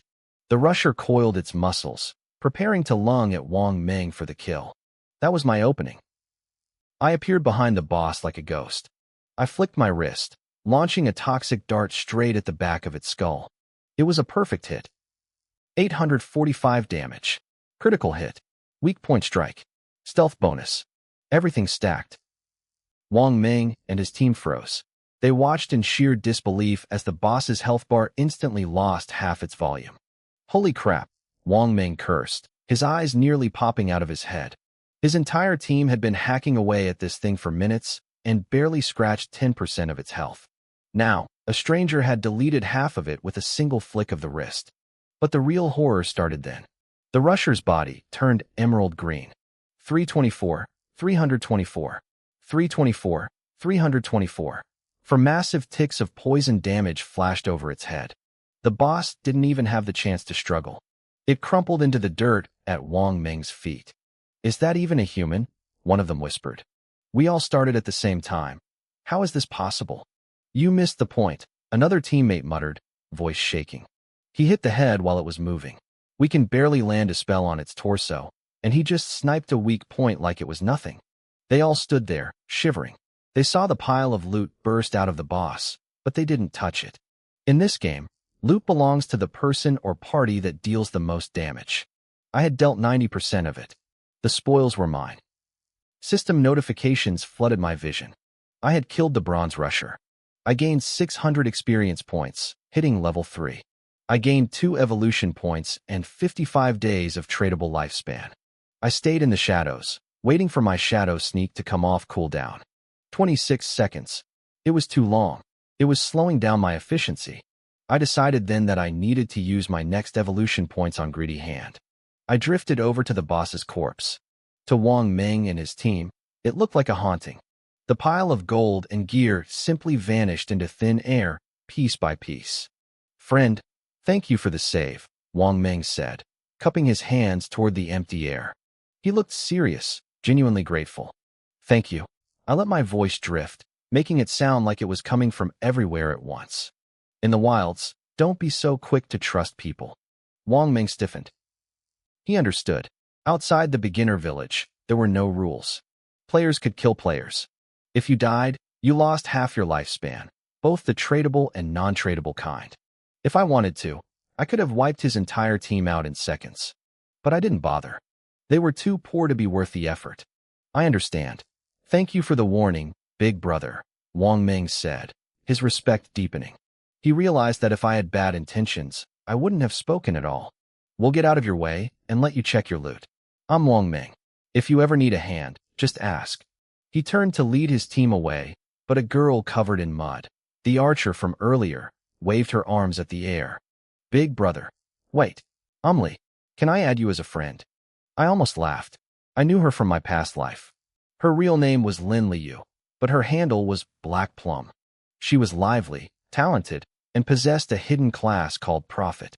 In my previous life, she eventually joined the official government forces. "Sorry," I said coldly. "I'm not interested in plums." She looked stunned, ready to argue, but the priest grabbed her by the collar and dragged her away. I watched them go, feeling a bit nostalgic. Wang Meng was a holy shield guardian, a top-tier tank, and that priest was a divine domain priest with double the healing power of a normal one. That was the only reason they had survived this long. I turned back to the rusher's corpse and activated Greedy Hand. "Congratulations. You have obtained 2 additional evolution points and 55 more days of lifespan." A single bronze boss had given me 4 evolution points, 110 days of tradable life, 3 pieces of equipment, and 2 skill books. It was a massive haul. The hunt was officially paying off. I sifted through the loot from the rusher's corpse. In this world, there were so many classes that monsters often dropped gear I couldn't even use. Most of it was junk to me, but one item caught my eye, the rusher's leather leggings. They were bronze grade, specifically for the assassin tree. The stats weren't amazing at first glance. They gave me 9 points of physical defense and 5 points of elemental resistance. For my build, those numbers didn't matter much. If I got hit, I was usually dead anyway. But then I saw the last stat, 15% cooldown speed. I put them on immediately. My shadow sneak cooldown dropped from 26 seconds down to about 22. It felt much smoother. In this game, cooldown speed worked differently than traditional reduction. If you stacked it high enough, say 400%, a 20-second skill would only take 4 seconds to refresh. It was the key to infinite scaling. I stayed in stealth and pushed deeper into the dark woods. I needed more evolution points. A few more kills, and I could evolve Greedy Hand to Emerald Grade. My wallet was also getting fat. I already had 268 days of tradable lifespan. Between the extra gear and skill books in my bag, I planned to head back to town once I was full. I could trade the loot for even more life and maybe start extracting items back into the real world. I was developing 100 times faster than I did in my past life. Back then, I was slow and cautious. But I knew the window for easy hunting was closing. As more players flooded into the town, the monsters would start to cluster. For new players, the difficulty was about to skyrocket. Instead of players hunting monsters, the monsters would start hunting them. Near Shell Town, Wang Ming and his team had retreated to the level 1 zone. They were stunned by what they saw. A 6-person team was currently being slaughtered by a pack of over a dozen creepers. A single creeper was manageable, but a dozen? It was a nightmare. Screw this, one player screamed before 3 creepers lunged onto his back, tearing him apart. Wang Ming's face went pale. He raised his battered shield. Get ready to fight. Li, the archer, was still pouting because I hadn't added her as a friend. She was convinced it was because she was covered in mud. But the sight of the slaughter snapped her out of it. She raised her staff, ready to jump in. It was over in seconds. The 6-man team was wiped out. The creepers paused, looking at Wang Ming's group. They seemed to sense that this new party was stronger, more dangerous. Instead of attacking, the monsters shared a look, sucked up the dropped lifespan from the corpses, and vanished into the brush. They ran. Wang Ming muttered, frozen. These weren't typical RPG mobs that stood around waiting to be hit. They were smart. They were cowards when outmatched and predators when they smelled weakness. Further down the path, they found another group in trouble. 3 were already dead, and the remaining 3 were being chased by 5 creepers. Arcane bolt. Triple shot. Wang Ming's backline opened fire, chipping away at the monster's health. Wang Ming didn't hesitate. He charged forward and slammed his shield into the ground, stunning all 5 creepers in place. Similar scenes were playing out all around the outskirts of Shell Town. The realization was sinking in. The monsters were teaming up. In the town square, white lights flashed constantly as players respawned. Everyone looked miserable. We need to reach level 3 to go back to reality. One man complained, his voice trembling. But how? The monsters are literally forming squads. If we stay stuck here, do we just become vegetables in the real world? We need bigger groups, someone suggested. Not 6 people. We need 20, 30. No way. Another countered. Too many people attract bosses. A 40-man raid just got wiped by some cursed one. One skill took out 30 of them. Amidst the panic, someone looked at the leaderboards and gasped. Look, Shadow just hit level 3. The crowd went silent. While they were struggling to kill a single mob, I was already moving on to the next stage. He's soloing, a player whispered. He has to be. He's the only one that high. That guy is a monster. In the middle of the square, a girl named Li Z and her team respawned again. Her face was grim. This was her 3rd death. She only had 10 years of lifespan left. The weight of that number was starting to feel very real. Sister Li, what do we do? A girl on her team asked, her hands shaking. They had only managed to kill 4 creepers total. The experience gain was pathetic when split 6 ways. They weren't even close to level 2, let alone level 3. Lizzie looked at the gate, her jaw set. She had a hidden class, but even that felt useless against the tide of monsters. She knew one thing for sure. She needed to find a way to catch up to me, or they weren't going to survive the night. Lizzie clutched her longbow, her knuckles white. If she hadn't managed to pick off that last creeper with a desperate shot, her team wouldn't have killed a single thing. They were failing. The pressure was visible on her face. Then, she saw the leaderboard. Shadow had hit level 3. Her eyes lit up. She made a decision instantly. Scatter for now, she told her team, her voice cold and sharp. Get the word out. I'm offering 10 million RMB. Tell Shadow if he carries me to level 3, the money is his. I just need to get back to reality. If he's this fast, carrying me should be easy. The news spread through Shell Town like wildfire. A rich young miss was offering a fortune for a carry from the top-ranked player. I wasn't paying attention to the gossip. I was heading back to town. After killing the swift one, I had hunted down a dozen more creepers in the dense forest. My greed hand skill had finally gathered enough evolution points. I didn't hesitate. I spent 5 points immediately. A notification flashed. Greed hand had evolved from bronze to emerald grade. It was now a high-tier assassin skill. The stats were insane. I now had a 160% chance to get extra loot from monster corpses. Even better, there was a 20% chance that the extra loot would jump up by an entire quality rank. I felt a rush of excitement. If I kept evolving this, I'd eventually get guaranteed rank ups. Killing a bronze boss could net me silver gear. Killing a silver boss could give me gold. I already had my next target in mind, the cursed one. It was a withered Treant boss that had already wiped out dozens of players. It was currently hiding in the woods, digesting the lifespans it had stolen. Soon, it would evolve into a silver-grade boss. I decided to give it some time to ripen. No one else could kill it anyway. I checked my bag. I was level 3.5, but my 10 inventory slots were stuffed. It was all gear and skill books that didn't fit my class. To me, they were junk. But to the desperate players in town, they were lifelines. I needed to trade them for tradable lifespan. On my way back, I saw players being chased down and slaughtered by creepers. I felt nothing. This always happened in the early stages. People hadn't realized the secret yet. All they needed to do was dump points into agility. If you're faster than the monsters, they can't kill you. It's that simple. That was exactly why I chose my build. As I approached the safe zone, I deactivated my stealth. I pulled up my interface and toggled the face masking feature. In this god-tier game, your avatar looked exactly like you do in real life. I was still just an ordinary person in the real world. I hadn't extracted my powers yet. If I revealed my face now, being the #1 player would bring nothing but trouble, probably even death threats.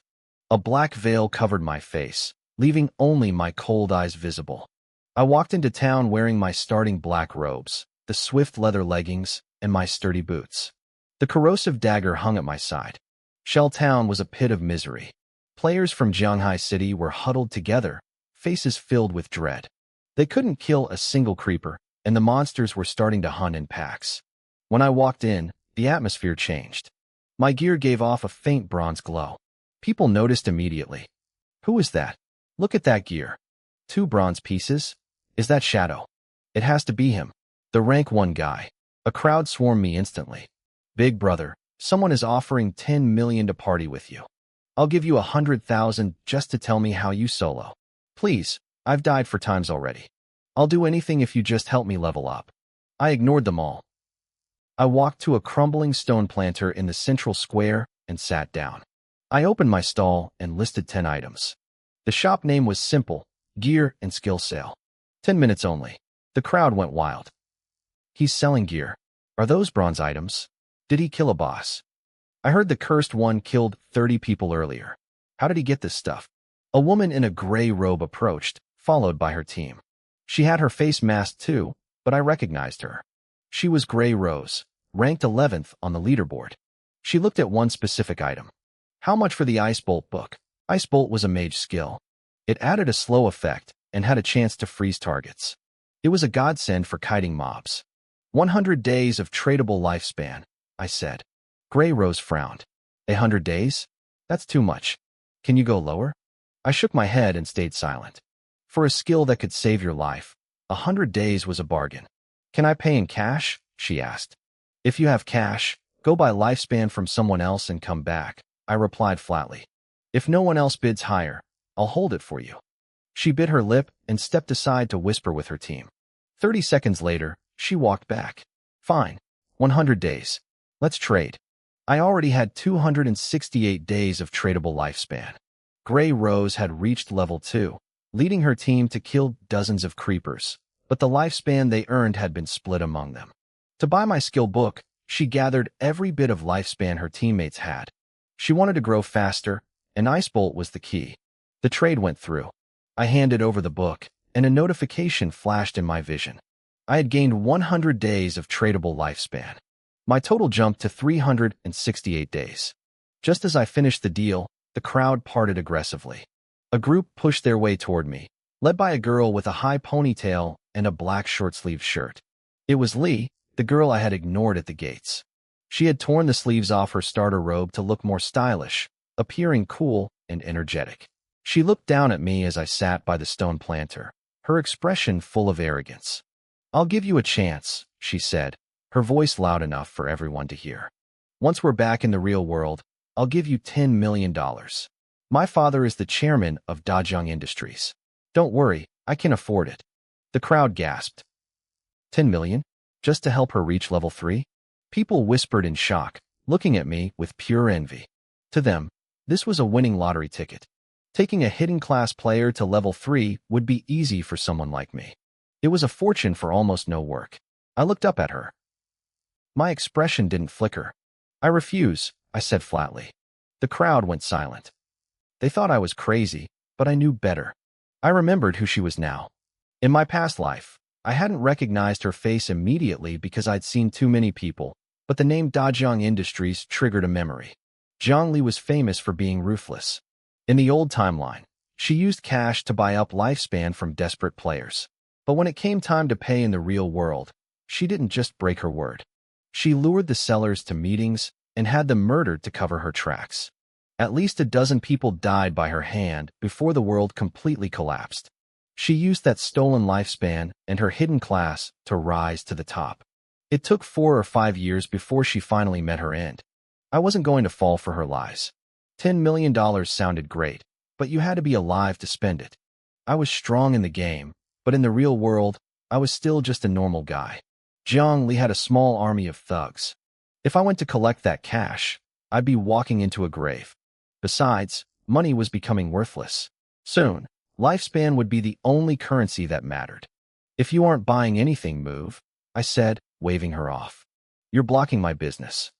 Zhang Li's face turned red. She was a spoiled princess who had never been told no.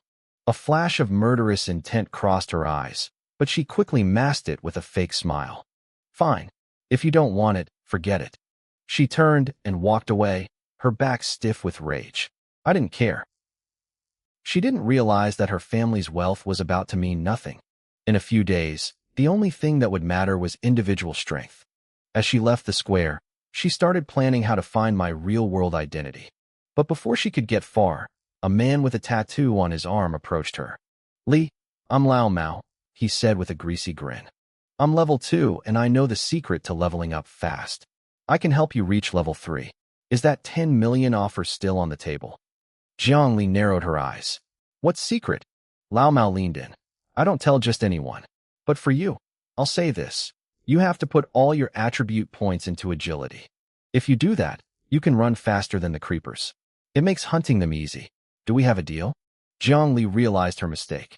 She had dumped all her points into strength, thinking raw power was everything, only to be swarmed and killed by creepers earlier. Fine, she said, her voice cold. But you aren't as strong as that shadow guy. I'll give you 5 million. Reach level 3, and I'll pay you in cash when we get out.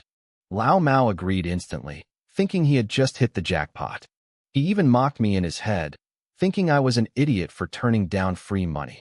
He had no idea he was dealing with a snake. Back at my stall, I finished selling the rest of my haul. The gear went for less than the skill books. I had 2 bronze-grade items, one for a warrior and one for a priest, but the stats were mediocre. I sold them for about 40 days of lifespan each. The lower quality gear and basic skill books went even cheaper. By the time I closed my shop, I was satisfied. I had the resources I needed to stay ahead of the curve. After selling those 10 items and skill books, I checked my balance. I had collected nearly 300 days of tradable lifespan, bringing my total to 546 days. It was a solid haul. By now, that cursed one had likely evolved to silver grade. I packed up my stall and slipped out of Shell Town. Under the cover of stealth, I moved fast, heading straight back toward the monster's lair. On my way, I spotted that guy Lao Mao. He was leading Zhang Li out into the wilds, acting like he was actually going to help her level up. One look at them, and I knew exactly how Lao Mao's story would end. I didn't bother warning him. As long as people stayed out of my way, I didn't care what happened to them. 10 minutes later, I pushed deep into the gloomy forest and found the spot where I'd last seen the cursed one. Sure enough, the boss had reached silver grade. Gray mist swirled around its body in thick currents. It was actually still evolving. Moving from silver to gold would take at least 7 or 8 hours, and I wasn't about to sit around and wait. There would be plenty of gold bosses later. Right now, killing it and getting stronger was the only thing that mattered. The forest was crawling with monsters, but my permanent stealth made me a ghost among them. I didn't hesitate. I crept up behind the cursed one, which looked like a withered, skeletal treant. I launched a toxic dart. It hit the boss square in the head. A silver boss has 2 or 3 times the health of a bronze one, but that just meant it would take a few more hits. The dart hit, and I vanished back into the shadows. The cursed one shrieked in pain as nearly a quarter of its health vanished instantly, the toxin eating away at its life. It spun around, searching for an enemy that wasn't there. Infuriated, it raised its withered arms. Gray energy gathered in its palms, swelling until it exploded in a massive blast. The shockwave covered over 20 meters, drowning everything around it in destruction. I had already retreated at full speed the moment the dart left my hand. Even with my high agility, I barely cleared the blast zone in time. That was a close call. With my current health and defense, one hit from that would have been the end of me. My heart hammered against my ribs as I watched the energy dissipate. This cursed one had already slaughtered over 30 players to reach silver grade. It had stolen enough lifespan to reach gold or even higher. Too bad for it. It ran into me. I didn't rush back in. I stayed back, waiting for my stealth cooldown. The boss kept lashing out, firing smaller explosions into the empty air. These smaller bursts didn't cover as much ground, but they were still lethal. I stayed patient, circling the beast while remaining completely invisible. After a dozen attacks, the cursed one seemed to tire. Its mana couldn't keep up with that kind of spamming. It glanced around warily and started retreating deeper into the forest. That was its mistake. I flickered into existence behind it and let another toxic dart fly. It caught the boss right in the skull. A critical hit. Numbers flashed, 659 damage, followed by ticks of 219. I vanished again instantly. Landing a hit like that from 10 meters away was something most players couldn't dream of. I stayed at a distance because I knew I wouldn't have time to escape if it triggered another massive area attack. My stats were high, but my real edge was the 9 years of survival experience I carried in my head. 2 darts had already stripped away 2/3 of its health. Terrified of an enemy it couldn't see, the cursed one sprinted. Its long, withered arms dangled down to its knees as it scrambled through the brush. Anyone watching would have been stunned. A silver-grade boss, a creature that had wiped out dozens of players while it was still bronze, was being hunted like a stray dog. I appeared in the shadows one last time. A final toxic dart turned the cursed one's body a sickly green. As the poison ticked down, its health bar finally hit 0. The withered frame collapsed onto the damp, rotting floor of the forest. A notification flashed in my vision. I had killed the silver-grade, cursed one. I gained 1,800 experience points, instantly jumping me to level 5. I earned 4 evolution points and 124 days of tradable lifespan. But I wasn't done. I activated Hand of Greed. A massive golden hand reached out from the void and grasped the corpse. The skill was a success. Because of my high grade, it triggered twice. I hauled in an extra 8 evolution points and another 248 days of lifespan. One boss had given me 12 evolution points and 372 days of life. Then, a golden light flashed beneath the body. A gold grade drop. My emerald grade Hand of Greed had triggered its 20% chance to upgrade the loot quality. I was thrilled, but as I looked at the pile of 7 or 8 items, I felt a pang of frustration. My inventory only had 10 slots. I couldn't keep running back to town every time I killed a boss. I reached for the loot, praying the cursed one had dropped a storage ring. I desperately needed the space. I reached for the loot piled beneath the boss's corpse. While I was busy looting, back in Shell Town, the leaderboard was causing a total meltdown. I had jumped from level 3 to level 5 in an instant.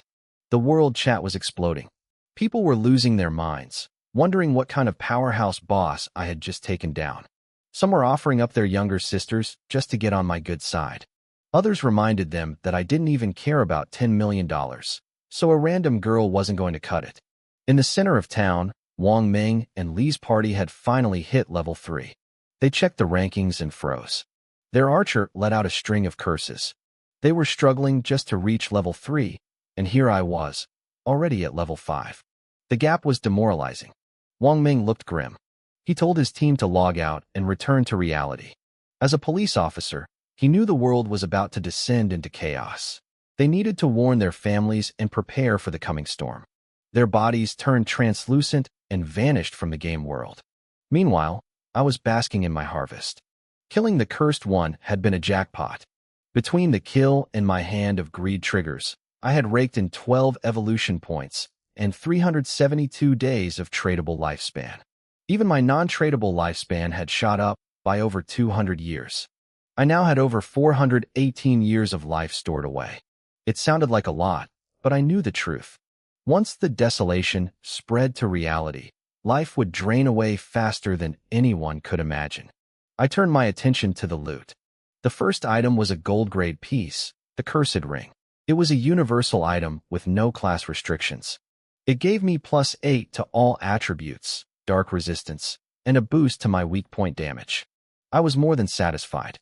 Those 8 points across every stat were the equivalent of 32 attribute points. Wearing this ring was like gaining 3 levels of stats instantly.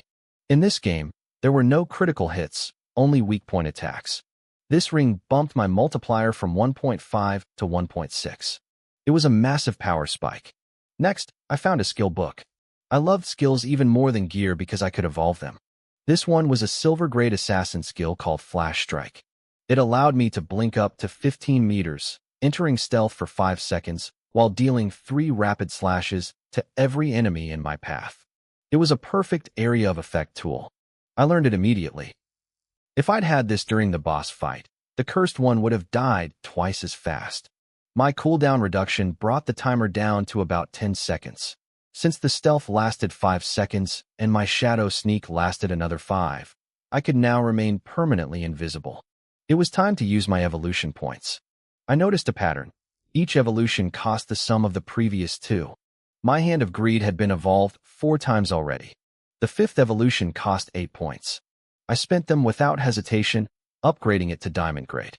The effect was terrifying. Now, I was guaranteed 2 extra loot drops from every corpse, with a 20% chance for a third. Even better, the chance to upgrade the loot quality jumped to 40%. I was effectively looting 3 bosses for everyone I killed. I had 4 evolution points left. I spent 3 of them to evolve Flash Strike twice, pushing it to Platinum Grade. The blink distance increased to 21 meters, the stealth duration hit 7 seconds, and the number of slashes jumped from 3 to 5. The damage was now explosive. I looked through the rest of the loot. There was a silver-grade warrior skill book called War Cry. It buffed a whole team's attack and defense. In my past life, a warrior with this skill would have been treated like a god in the early game. For me, it was just something to sell. I reactivated my stealth and scanned the area. I was deep in a level 4 and 5 zone now. In the shadows of the nearby trees, I saw 3 rotting crawlers watching the spot where the boss had died. They were hunting. But they didn't realize that I was the one watching them. I didn't give them a chance to react. I lunged forward, activating Flash Strike. My figure flickered, vanishing for a fraction of a second before reappearing 10 meters away. Behind me, 3 numbers popped up in the air, 725, 725, and 725. These were level 4 mobs with about 1,000 health points each, but my strike had hit them twice in the blink of an eye. They were dead before they even realized I was there. System notifications flooded my mind. I gained 80 experience points and 5 days of tradable lifespan for each kill. It was efficient work. I walked back to the corpses and activated Hand of Greed. The skill didn't have a cooldown, though it was a shame I could only loot each body once. If other players knew I was complaining about getting triple rewards every time, they'd probably want to kill me themselves. With Flash Strike in my arsenal, my grinding speed skyrocketed. At this rate, reaching level 10 would only take a couple of hours. I felt a slight smirk tugging at my lips. While I was pushing toward the level cap to bring my powers into the real world, the rest of the planet was finally waking up to the nightmare. Across the globe, the first wave of players reached level 3 and returned to reality. People were panicking. When someone fell asleep and entered the game, their physical body became semi-transparent, like a ghost. Rumors of the end of the world were spreading like wildfire. But as the survivors returned, the truth came out. The internet was exploding. People realized that when they slept, their consciousness was transported to a divine realm, a game where you could actually become powerful. Some were arrogant, claiming they'd be invincible. Others were terrified. The stakes were real. Every death cut your real life remaining lifespan in half. If you ran out, you died in your sleep. Stories were already surfacing of elderly people who died in the game and never woke up. The God Tool game became the most searched term on the planet. Back at Shanghai Normal University, my sister Qin Xiaoyu was in her dorm with her friends, discussing the news.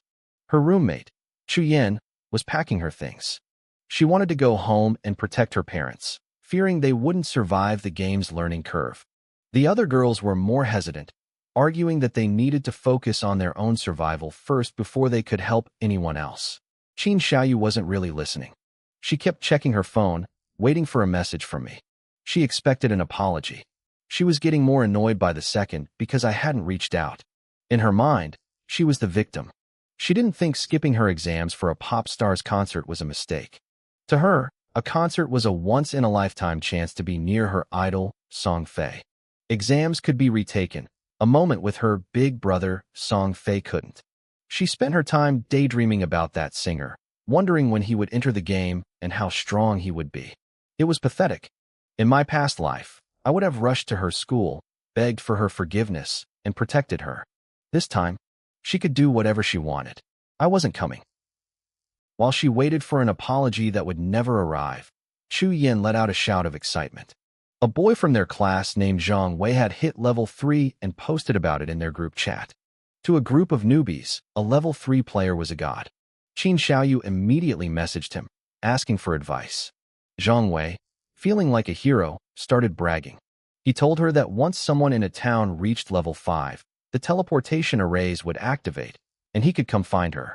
He even gave her a secret tip: put all attribute points into agility. He claimed it was necessary for everyone, even mages, to avoid getting mauled by monsters. He was half right by accident, but his motives were transparent. He was trying to impress her, hoping to get a date. Qin Xiaoyu didn't care about him, though. To her, he was just a tool to help her level up. She looked at her silent chat history with me and sneered. If I wasn't going to crawl back to her, she'd just let Zhang Wei carry her. She figured that by the time I finally entered the game, she'd be so far ahead of me that I'd be the one begging her for help. She had no idea that while she was playing social games, I was already becoming a god in the shadows. Qin Xiaoyu had no idea that I had already reached level 5. If she thought Zhang Wei was a powerhouse for hitting level 3, I wondered what she would call me. In this game, the teleportation arrays in the starting towns were two-way streets. Lighting up the array in Shell Town was useless unless someone in another town reached level 5 as well. That was why I wasn't in a rush to head back. My goal was simple: hit level 10 and reach the main city. That was where the real game began. Still, the ability to travel between towns for free was useful. I squinted as I moved through the gloomy forest, easily slaughtering monsters while I searched my memories. Where was Song Fei? In my past life, Qin Xiaoyu had been obsessed with finding her, but I had stopped her. Thanks to her constant fangirling, I remembered the name of the town Song Fei started in. Firefly Town. A cold smile touched my lips. I would head there soon. I planned to find Song Fei and kill her over and over until her fear hit rock bottom. The hunt in the game was just the beginning. The real nightmare would follow. I checked the leaderboard for Shell Town. I was the only one at level 6. Everyone else was stuck at level 3. It would be a while before anyone else reached level 5 to activate the portals. I turned back to the forest and kept grinding. 753. 754. Monsters that looked like terrifying demons to other players were nothing more than one-shots under my blade. They dissolved into experience points, dropped loot, and added days to my lifespan. Meanwhile, back in the real world in Shanghai City, Wang Ming had already disconnected. He drove straight to the bureau to report to his superiors. What? Someone in Shell Town hit level 5 already, a high-ranking official asked, his face pale with shock. And he cleared a dungeon solo? 3 times. His code name is Shadow, Wang Ming reported, his voice steady but tense. If he's level 5 now, he might be the highest level player in the world. 10 senior officials sat in the briefing room, stunned into silence. One of them frowned. Wang Ming, you said Shadow hit level 3 over half an hour ago.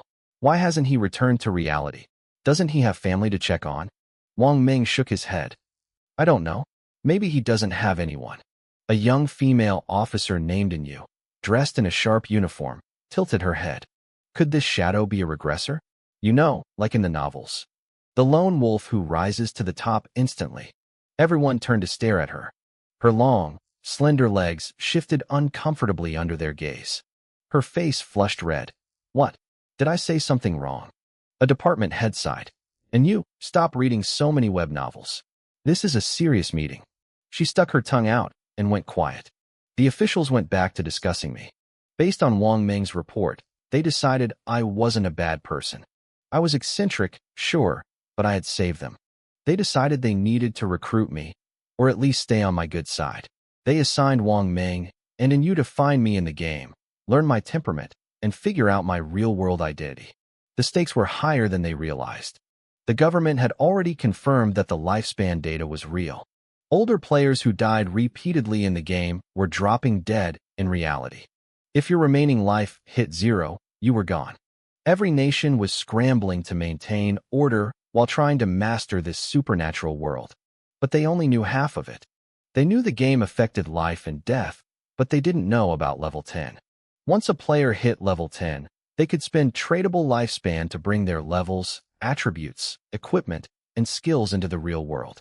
That was when the true global chaos would start. Back in the game, Qin Xiaoyu finally logged in. Just like in my past life, she chose a random class and got lucky. She landed a hidden class, Life Priest. It was a high-tier healer, far better than a standard priest. In my previous life, I was just a basic warrior. She had looked down on me for it, even though I was strong. She never realized I only chose that class so I could stand in front and protect her. This time, without her dragging me down, I had secured the Shadow class, a unique hidden class that stood far above hers. Yes, a hidden class. Qin Xiaoyu cheered to herself. Song Fei will definitely notice me now. She checked her messages and scowled when she saw nothing from me. Still no apology? Fine. I'm a hidden class user now. Don't come begging me for a carry later. She was arrogant, fueled by her new class and Zhang Wei's promise to help her. She had no idea how brutal this game actually was. Back in Shell Town, I headed toward the village to dump my loot. I had found a 5-slot storage bag, which was a godsend. Between that and my basic 10-slot belt pouch, I was carrying a fortune. I estimated the gear alone was worth 500 days of tradable lifespan. Combined with the 600 days I'd farmed after killing the Silvergrade boss, I was doing well. As I walked back while remaining invisible, I spotted 2 familiar figures. It was Jiang Li and a young man from her team. Old Mao, Jiang Li said, her voice sharp. I've hit level 3. It's time to settle the payment.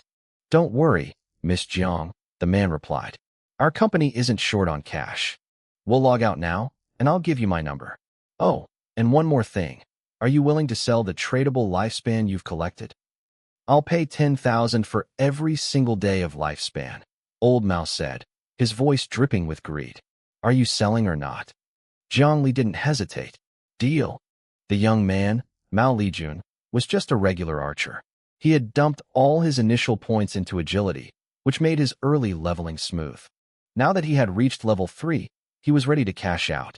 He looked in my direction, though he couldn't see me through my stealth. Shadow, you might be level 7, but this is still just a game, Mao Lijun muttered to himself, his face full of smug satisfaction. Smart people turn game resources into real cash. Even if this game actually affects our real lives, lifespan can be farmed anytime. Why be in such a rush? He was practically vibrating with excitement. He was looking at a payday of 5 or 6 million. He had never seen that kind of money in his entire life. I didn't waste a second on them. I ignored their chatter and slipped back into Shell Town. Still invisible, I headed straight for the basement of the central plaza. I walked down the stone stairs until I reached a petrified portal. I reached out and touched the cold stone. A notification flashed. Asterisk congratulations. You have activated the Shell Town teleportation array. Shell Town is now connected to other starter towns in the Great Xia country. 1 free teleport per day. Additional transfers cost tradable lifespan. You have gained 1 point of prestige. Asterisk. With that done, I headed back up to the plaza. I deactivated my stealth and adjusted my mask. The moment I appeared, The players in the square froze. Eyes filled with envy and worship followed my every move. In Shell Town, Shadow was a legend. While most players were struggling to even reach level 3, I was already level 7. In a normal game, people would just be impressed. But in a world where your level literally meant how long you got to live, I was a god among men. I walked to the edge of a broken flower bed and set up my stall. The crowd swarmed me instantly. "The boss is finally back," someone shouted. "I've saved up 150 days of lifespan just waiting for him to sell something." "Last time he sold an ice bolt manual," another added. It pushed Gray Rose straight to second place on the leaderboards. "His stuff is insane." I ignored the noise and started listing items. I had high-tier gear that most players couldn't dream of finding. They could kill trash mobs, but bosses were out of their reach. Buying from me was their only way to get ahead. I pulled out a silver-grade warrior skill book, Warcry. The bidding was fierce. It sold almost instantly for 300 days of lifespan. Nearly a year of life for one book. Some people grumbled about the price, but a level 4 warrior snapped it up without blinking. "Is it worth it?" a bystander whispered. "Living a long time is a torture if you're poor and weak," the buyer snapped back. "This book doubles my farming speed. With enough strength, immortality isn't impossible." I continued selling. I offloaded low-grade gear, scrap, common, and bronze. Good attributes fetched 50 to 80 days, while the rest went for 20 to 40. As I traded, I put up a sign, buying storage rings or bags. A few minutes later, a young woman in black robes approached. She carried a staff and moved with a certain grace. It was the girl from Wang Meng's team, the one with the hidden class, Prophet. Her username was Black Plum. "Boss, I have what you're looking for," she said. Her voice was crisp, and her eyes sparkled with intelligence. She reached out and showed me a ring resting in her palm. My eyes widened. A spatial ring. It had 12 storage slots and didn't take up a bag slot. In my past life, these things were incredibly rare. They used to sell for over 10 years of tradable lifespan, more than 3,600 days. "What's your price?" I asked. Black Plum leaned in, looking mysterious. "I don't want your lifespan. I want to add you as a friend. Also, I want to hire you to help my team kill a boss." I thought about it for a second and sent the friend request. She accepted immediately and sent me a private message. She explained that Wang Meng was offline, and she had been scouting on her own. She had found a gold-grade boss. She knew her team couldn't handle it alone. The bronze-grade boss they fought earlier had nearly wiped them out. She wanted to use the ring to buy my help. "What's the name of this gold-grade boss?" I messaged back. "I stayed too far away to see the name," she replied. But the health bar was definitely gold. "It's on a rotting, broken ship in the middle of the swamp." A ship in the swamp. I knew exactly what she was talking about. "I'll help," I told her. "But here are my terms. If the boss drops gear or skills for your class, you can have them. Everything else belongs to me." "Deal." She seemed surprised. "What about Captain Wang Meng and the others? I wanted you to join the whole team." I shook my head. "Your team has every class covered. If I help and nothing for an assassin drops, I've worked for free. I don't do charity." Black Plum went quiet for a moment. She knew a gold-grade boss wouldn't be easy, and having me there was their only real shot. "Fine," she finally agreed. "We'll do it your way. But I have one request. If a piece of gear drops for Captain Wang Meng or the others, could you give us a discount?" Black Plum asked, her voice hopeful. "Maybe sell it back to us." I nodded. "That's fine. No problem." The girl smiled, looking relieved. "Great. Then we'll wait for the captain to log back in and head out together." I checked my inventory. I had sold almost everything I needed to. I shook my head at her suggestion. "No need to wait. Just take me there now. I can kill it alone." Black Plum froze. Her eyes went wide, staring at me like I'd lost my mind. The girl was stunned. "A gold-grade boss. Solo?" It sounded like pure arrogance. In her eyes, I was fast and hit hard, but this was artifact. The bosses here were monsters in every sense of the word. Gold-grade bosses were unpredictable, with hidden skills that could wipe out entire parties. She couldn't understand how I was so confident, but I wasn't guessing. Based on her description, I knew exactly what this was. It was the Golden Ghost ship, a rare special boss that could appear at any level range. Since it was near the starting town, It would be level 5. Its health and attack power would be standard for a gold-grade boss, but its skill set was massive. It was notoriously difficult to clear. More importantly, this boss dropped a specific special item. In the later stages of the game, that item was so valuable that even 1,000 years of lifespan couldn't buy it. Finding a golden ghost ship this early was a massive stroke of luck. At level 5, it was at its weakest. At higher levels, its skill range and damage became truly nightmarish. A few minutes later, I sold my last 2 items and left the village with Black Plum. Her real name was Lin Liu. I did a quick mental tally of my earnings. This haul had brought in 650 days of lifespan. My total tradable lifespan now sat at 2,174 days. It still wasn't enough. To extract my level, attributes, class, and gear into the real world, 6 or 7 years of lifespan was a drop in the bucket. I was nearing level 10.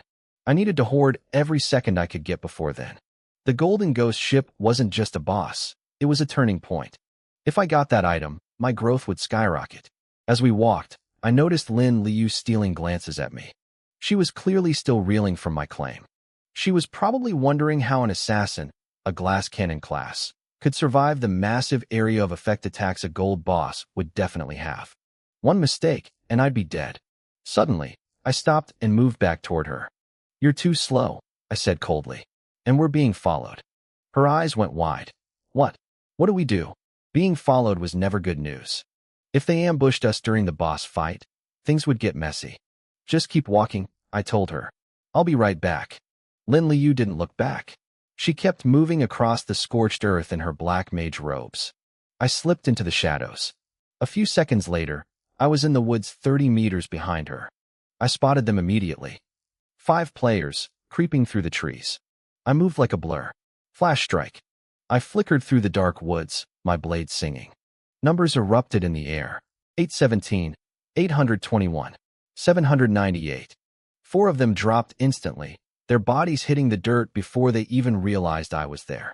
The 5th man turned pale, his eyes bulging as his friends were deleted. He turned a bolt, but I was faster. A poison dart caught him square in the back of the head. 948, weak point crit. Overkill. I walked over to the bodies. They were broke. I collected their tradable lifespan, but it only added up to about 10 days. It was barely worth the effort, like killing a couple of trash mobs. I stepped out of the woods and caught up to Lin Liu. "Let's move faster," I said.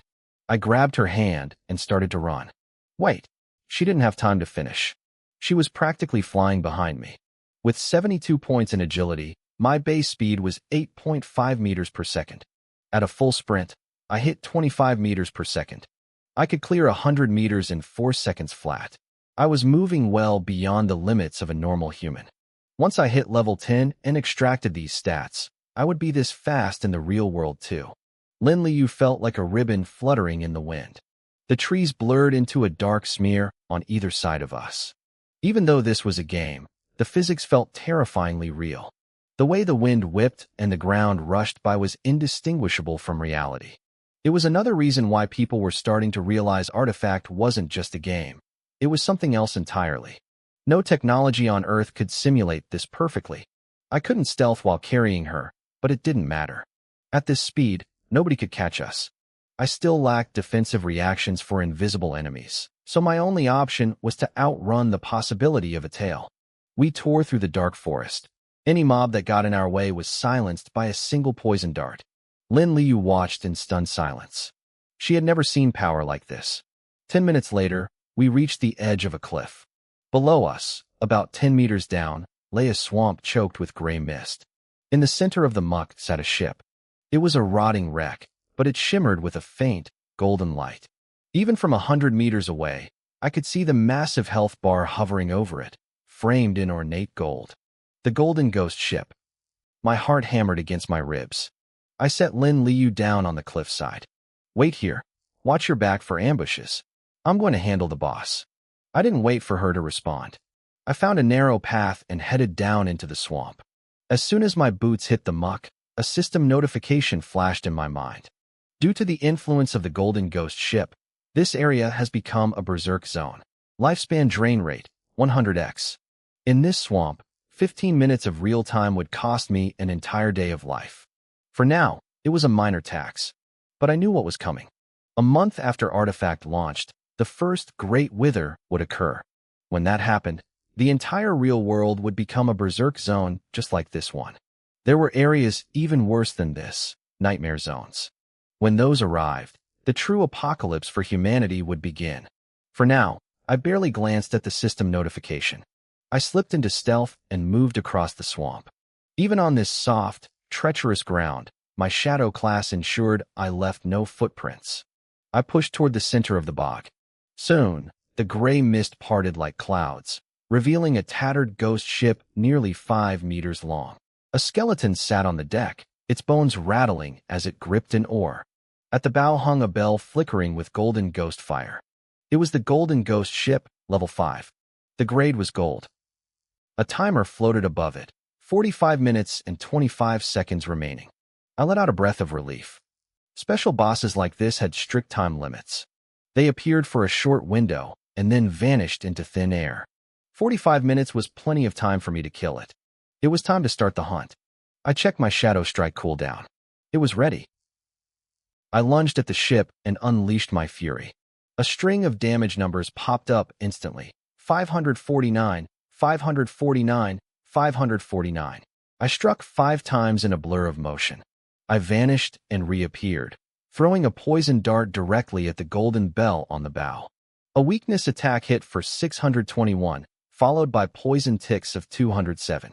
The skeleton wasn't the weak point, the bell was. As soon as my skills were spent, I used Shadow Strike to retreat at maximum speed. Behind me, the skeleton let out a rhythmic, grinding screech. Ghostly fire ignited in its hollow eye sockets. The swamp water began to churn.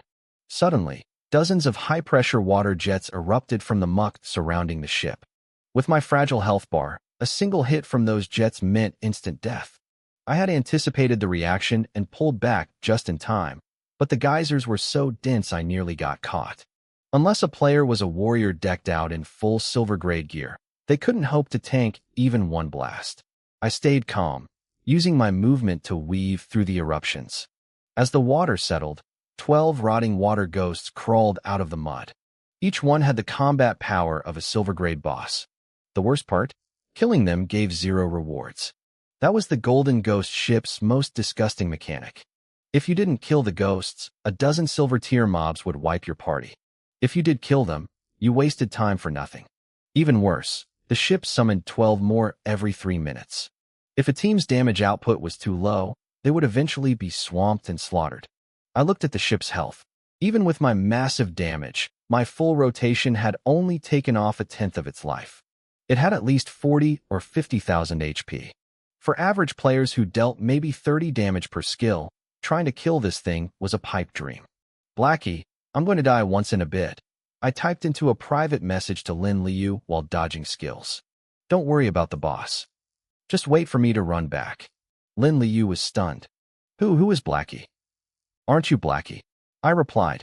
She almost had a breakdown. Her ID was Black or Not Black, and I had already shortened it. Meanwhile, on the road leading from Shell Town to the swamp, a group of players was searching the woods. Damn it, does he think I'm a pushover? A middle-aged man with a heavy suit of armor and a cross-shaped scar on his face growled. His name was Tai Nan. The tracker I had killed earlier was one of his men. Back when I was leading sieges in the old legends, that kid was still drinking milk, Tai Nan muttered. He was obsessed with finding my secrets. He had tried to follow me out of town, but I stayed in stealth. Then, he saw me leave with a girl. He figured I was just another young guy showing off to a woman. He thought he could follow the girl to find me, but I had doubled back and wiped out his scouts. Now, he was leading 20 men through the wilderness. He didn't care how many of his lackeys died to monsters as long as he found me. Boss, we found the woman, one shouted. She's on a cliff. The shadow is soloing a boss in the swamp below. Tai Nan's eyes lit up with excitement. He rallied his men and sprinted toward the swamp. Down in the muck, I was locked in a dance of death. I dodged water elemental attacks, waiting for the perfect window to land a shadow strike or a poison dart. Because the boss attacked so frequently, I could only find an opening once every 2 minutes. 10 minutes passed, and the ship was finally down to half health. Suddenly, the golden bell at the bow rang out. A visible wave of soul energy rippled outward, covering a 100-meter radius. It hit me instantly, freezing my body in place. Even though I was stealthed, the shockwave forced me into the light. A massive water column erupted directly beneath my feet. A damage number of 1059 flashed over my head. I was dead. This was the half-health mechanic, a 5-second force stun that covered the entire arena. There was no way to dodge it. You either tanked it or you died. I had known this was coming. You have died. You lost 3.2 million experience. You lost 126 years of non-tradable lifespan. You lost 1,087 days of tradable lifespan. I had dropped half of my accumulated life. It was a massive loss, but it didn't matter. As long as I ran back to my corpse, I could pick up the tradable lifespan I dropped. The non-tradable portion would be cut in half, but that was a small price to pay for what this ship dropped. Just as my vision faded to gray, Tai Nan and his 20 men burst onto the scene. They arrived just in time to see me explode into a shower of glowing lifespan orbs. Tai Nan let out a loud, mocking laugh. Ha ha ha, look at that. The big shot finally messed up. Heaven must have been watching over me. That idiot Tai Nan was actually arrogant enough to think he could just waltz in and take my kill. He saw me die, saw the massive gray orb of my dropped lifespan, and assumed I was just another failure. He laughed, a loud, mocking sound that echoed across the swamp, and ordered his 24 men to charge. They thought they were stepping into a gold mine. In reality, they were walking into a meat grinder. Before they could even get close to my corpse, the swamp erupted. 30 or 40 silver-grade rotting water ghouls rose from the muck, flanking them while the golden ghost ship rained down pillars of water. The slaughter was absolute. In a matter of seconds, Tai Nan's entire squad was wiped out. They didn't even make it to the spot where I died. Now, the swamp was littered with even more glowing lifespan orbs, the remains of 24 greedy fools. A boss that forced me to sacrifice a life wasn't something a bunch of low-level scrubs could handle. Back at the Shell Town resurrection point, Tai Nan and his men materialized in flashes of white light. Their faces were twisted with shock and rage. They couldn't understand how I had managed to get the boss down to half health when they couldn't even survive the walk to the arena. They argued amongst themselves, questioning my stats. They figured I must have dumped every single point into agility to dodge those water columns, but then they couldn't explain my damage. They had only managed to shave off 3% of the boss's health before dying. Tai Nan wasn't ready to give up. He had lost too much non-tradable lifespan to quit now. He rallied his men and headed back out, drawing the attention of other players in town. A crowd started following them, curious to see what kind of monster could cause a 24-man wipe. But I was much faster. By the time they started their second trek, I had already run back to the swamp and reclaimed my dropped lifespan. I slipped back into the shadows and resumed the rhythm. Shadow Strike, Poison Dart, Retreat. Once the ghost ship dropped below 25% health, it triggered a new mechanic. The skeletal oars on the side of the hull swept through the air, sending out erratic ripples of water energy across the swamp. If one of those waves touched me, I was dead. I had to jump, timing my movements perfectly against the changing speed of the ripples. It required insane reaction speeds. Any player who couldn't read the rhythm would be dead within seconds of entering a 100-meter radius. The boss's other skills were mostly single target, but since I stayed in stealth, it couldn't lock onto me. I just had to survive the area of effect attacks. As the boss hit 10% health, I saw Tai Nan's group emerging from the woods again. They were eyeing the lifespan orbs scattered in the swamp, ready to rush in and try their luck. But before they could step out of the treeline, a bolt of lightning streaked through the air. It struck Tai Nan and arched to his teammates, dealing small but annoying damage.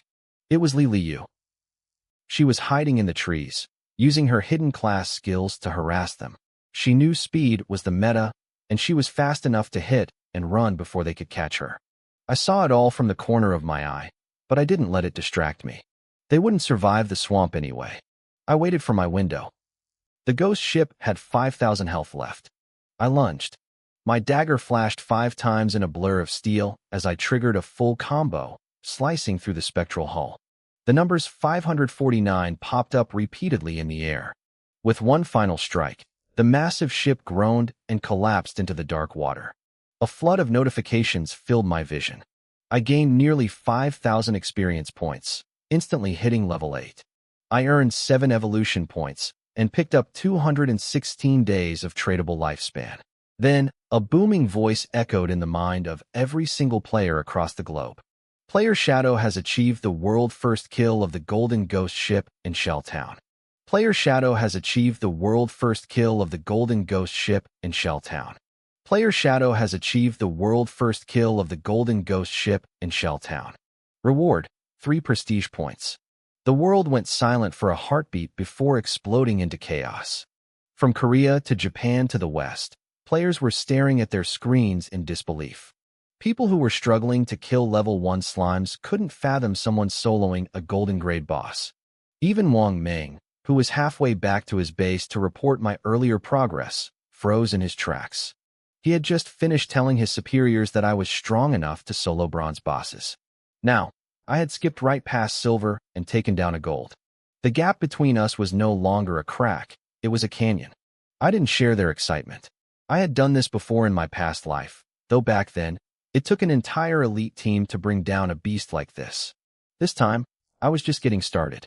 I was used to global announcements. In my past life, I had triggered them dozens of times for killing gold, platinum, emerald, and diamond grade bosses. The rules were simple. The first kill of a specific grade was recorded once, and that was it. If someone else killed a gold boss after me, they wouldn't get a notification. However, epic grade bosses were different. They were unique, named entities, and every single time one fell, the world would hear about it. Since I hadn't teamed up with Lin Guan or Lin Liu this time, my name stood alone in the sky. As my final shadow/connected, the Golden Ghost ship groaned and shattered. Loot exploded across the swamp like a fountain of gold. I didn't even have time to pick it up before a group of players charged into the marsh. "Iguan, use your skill. Find that guy and kill him," a voice barked. "We're taking this gold boss loot for ourselves." The speaker was a tall, thin young man with pale skin. His eyes were wide, fixed greedily on the glowing items scattered in the mud. He knew exactly what was at stake. A gold-grade boss guaranteed at least silver-grade gear and skill books. I could even see a distinct golden shimmer among the piles, meaning a gold-grade item had dropped. A hunter behind him raised his hand, summoning a ghost-eyed eagle. The bird took to the sky, sending out ripples of pale blue energy that spread across the area. It was a detection pulse. They thought they could force me out of stealth, kill me, and claim the prize. They were wrong. At this stage of the game, players only had level 1 detection skills. But I was a shadow. My class gave me a passive +1 to my stealth level. To their sensors, I simply didn't exist. I wasn't worried about the loot. The game provided a 5-minute protection window where only the killer could pick up the items. I watched them, a literal ghost drifting through the reeds. There were 12 of them, huddled close together as they approached the wreckage of the ship. He must have run. The pale leader sneered, looking around. "Smart move, but don't let your guard down. We wait 5 minutes, and then everything on the ground belongs to us." The eagle continued to pulse overhead, giving them a false sense of security. They stayed tight, shoulder to shoulder. That was their biggest mistake. If they had scattered, killing them all would have been a chore. But since they wanted to stay together, I didn't have to be human about this. I moved. A blur of steel flashed through their ranks. Shadow/erupted, dozens of blade lights blooming simultaneously across all 12 players. Damage numbers flooded the air, overlapping until they were unreadable. Their screens went black before they even realized I was there. 12 gray life spheres floated where they had stood. The swamp fell silent again. I glanced around, wondering where that girl Lin Liu had disappeared to, but the area was empty. I didn't touch the ghost ship's corpse yet. Instead, I opened my skill panel. I had 6 evolution points saved up, and the boss had just given me 7 more. Exactly 13. Evolve Greedy Hand, I whispered. The skill shimmered, shifting from diamond to epic grade. The stats were insane. As an assassin, I now had a 300% chance to trigger an extra loot drop. More importantly, any extra loot now had a 100% chance to be promoted by 1 full grade. My breath hitched. I had spent 9 years in this game before I regressed, and I had never heard of a skill this broken. It was time to harvest. I reached out and touched the remains of the ship. You have used Greedy Hand. You have gained 7 evolution points. 7 evolution points. 7 evolution points. You have gained 216 days of tradable lifespan. 216 days. 216 days.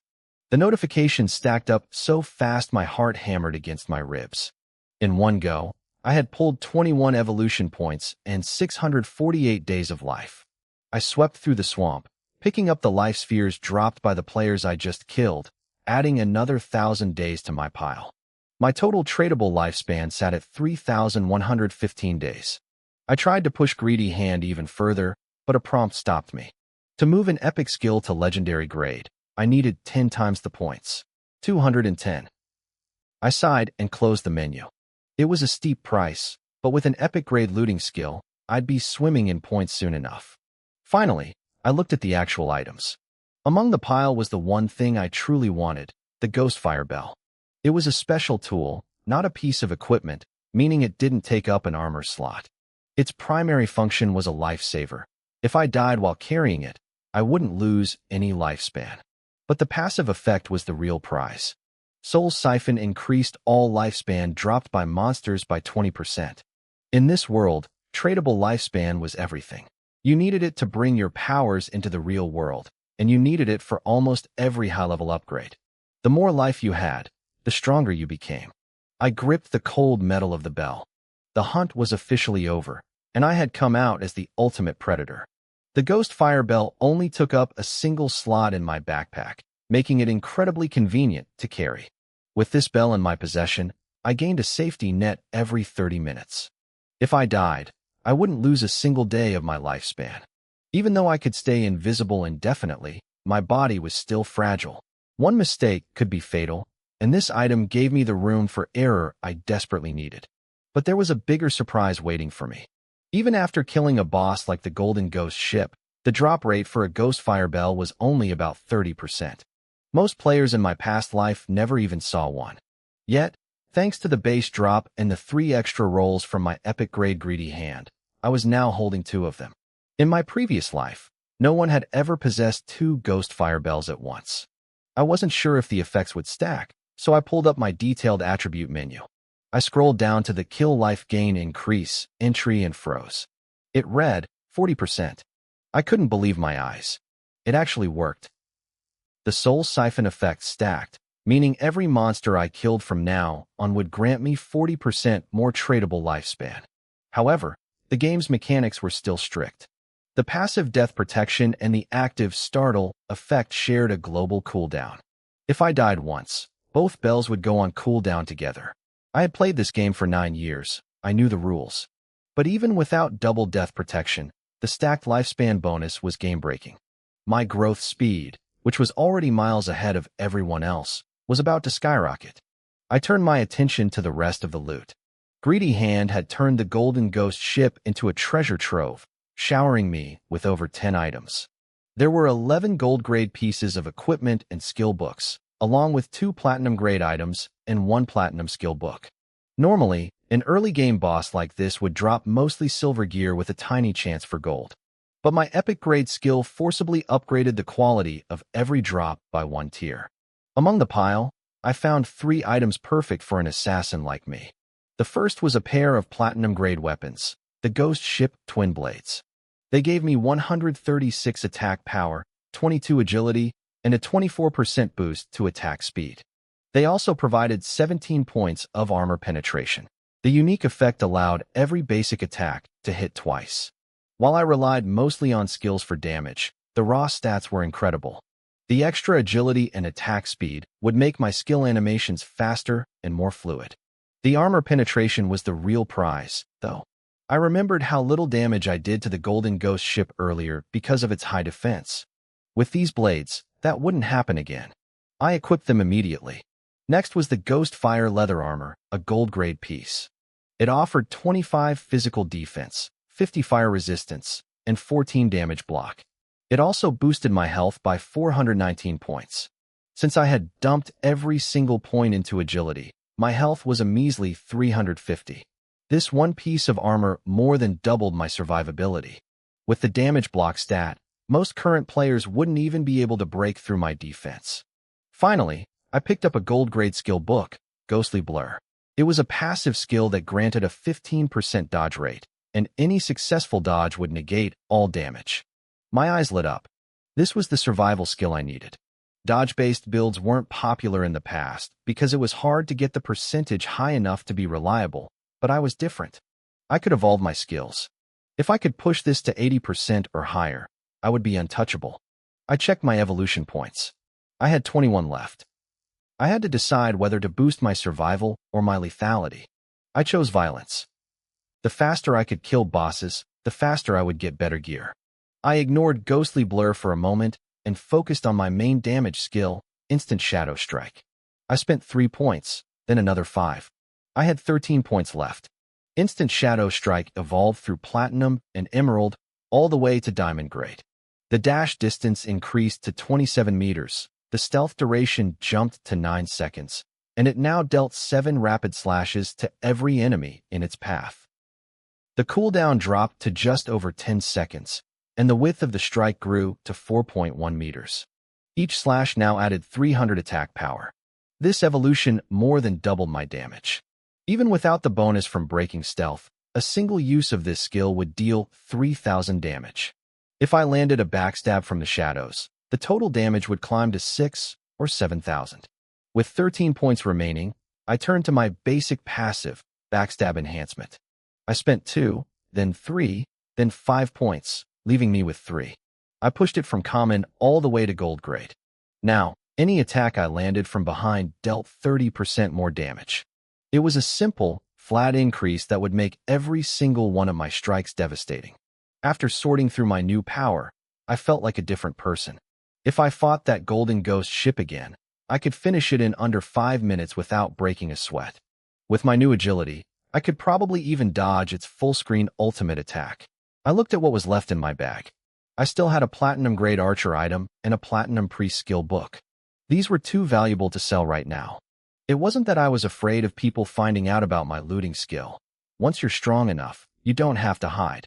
It was just that nobody could afford them yet. A platinum item would cost at least 5 or 6 years of lifespan. A skill book would be even more, maybe 10 years. Aside from those, I had 7 or 8 gold-grade items and books. Those I could sell. I thought of Wang Mu and his team. They were the perfect customers. I took a moment to organize my loot. I had a mage skill book and a magic ring set aside for Lin Liu. We'd agreed that I'd give him items suited for his class, and honestly, it was a fair trade. The space ring he'd given me was worth far more than these 2 items combined. As for the warrior, priest, and archer gear, I planned to sell them to Wang Mu's team at a 10% discount. They probably couldn't afford them yet, but I trusted Wang Mu's character. I'd worked with him for years in my past life and knew he was solid. If they didn't have the life force now, I'd let them run a tab. A quick mental calculation told me these items were worth thousands of days of lifespan. Once everything was packed, I left the swamp and opened a private chat with Lin Liu. "Little Black, where are you?" I typed. Lin Liu hated that nickname. He clearly regretted choosing it as his code name, but names were permanent in the God Artifact game. "I'm back at the starting town," he replied, sounding defeated. Tai Nan and his goons caught up to us and sent me back to the respawn point. Luckily, we left all our tradable lifespan with the uncle. He was talking about Wang Ming. The big guy had the highest survivability, so he acted as the team's bank. It was a smart move to prevent losing half their savings upon death. "Stay there," I messaged back. "I'm coming to give you your gear." I activated stealth and headed toward Shell Town. On my way, I spotted Tainan. He was leading a group of about 20 players back toward the swamp, likely looking for revenge. To me, they weren't players anymore. They were just high-yield mobs. While I was hunting, something was happening in Moonlight Town, another starting zone for players from Zhanghai City. My sister, Qin Xiaoyu, had successfully awakened the hidden class, Life Priest. She was currently struggling to level up with a temporary party. The players around her were buzzing about the global announcement. "Hey, did you hear? Shell Town is in our city's district. That means the Shadow God is one of us." Xiaoyu's eyes lit up. The legendary player who took down the world's first golden boss was from her own city. She made a silent vow right then. As soon as someone in her town reached level 5 and activated the teleportation gate, she would go to Shell Town to find him. She looked at her current teammates with a hint of disdain. They took forever to kill a single mob and often ended up being chased away in disgrace. If she could just party with Shadow, her leveling speed would skyrocket. In this world, the first person to reach level 2 in a town started the local leaderboard. The first to reach level 5 lit up the town's teleportation beacon. Right now, I was level 8, but no one else had even hit level 5 yet. They were all grinding desperately. Once a beacon was lit, towns within the same city district could finally connect. On the road back, I ran into Tai Nan's group again. They were 23 people in total. They seemed cautious, spreading out as if they expected me to have an area of effect skill. It didn't matter.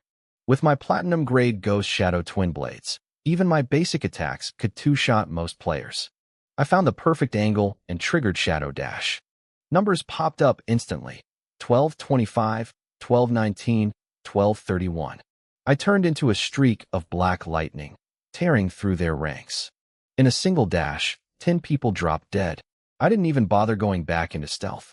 I gripped my twin blades and moved like a phantom toward the remaining dozen. Tai Nan and his men froze, their faces pale with terror. "Kill him. Fast," someone screamed. "There's only one of him." "Watch out for his stealth," another yelled. They tried to fight back, but it was hopeless. This game didn't have auto-aim or target locking. With my agility, I danced around their crowd control spells with ease. The few attacks that actually landed dealt single-digit damage. They couldn't even break my defense. Between my level advantage and my golden Ghostfire leather armor, I was a god among insects. "Stay back. Get away from me," one of them wailed. "I only have a year of life left. Please, don't." I didn't hesitate. They had tried to hijack my boss kill and failed. Then they had the nerve to come back for more. I moved through the dark woods like a reaper. By the time I was done, 22 of them were dead, including Tai Nan. 2 managed to scramble away in different directions, but I didn't waste time chasing them. I checked the loot. Between all of them, they only dropped 30 days of lifespan. Pathetic, I muttered, shaking my head. A system notification popped up. Because I had initiated so much player killing, I had gained the first tier of the Slayer debuff. At Tier 1, you lose 75% of your lifespan upon death. At Tier 2, it jumps to 87.5%. Essentially, every tier makes a single death feel like dying twice. But I didn't care. I had the Ghostfire Bell. As long as I had that, I wouldn't lose a single day of life if I fell. The debuff didn't lower my stats, so it didn't slow my growth at all. I finally walked back into Shell Town. My new armor was sleek black with glowing dark red flame patterns. It looked lethal and expensive. The moment I stepped into the plaza, the crowd went silent.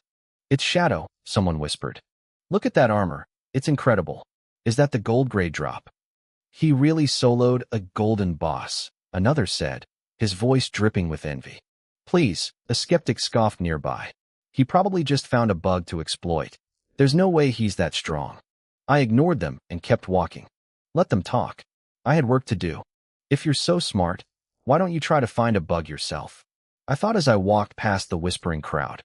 In the center of the plaza, a group of players approached me with their heads bowed low.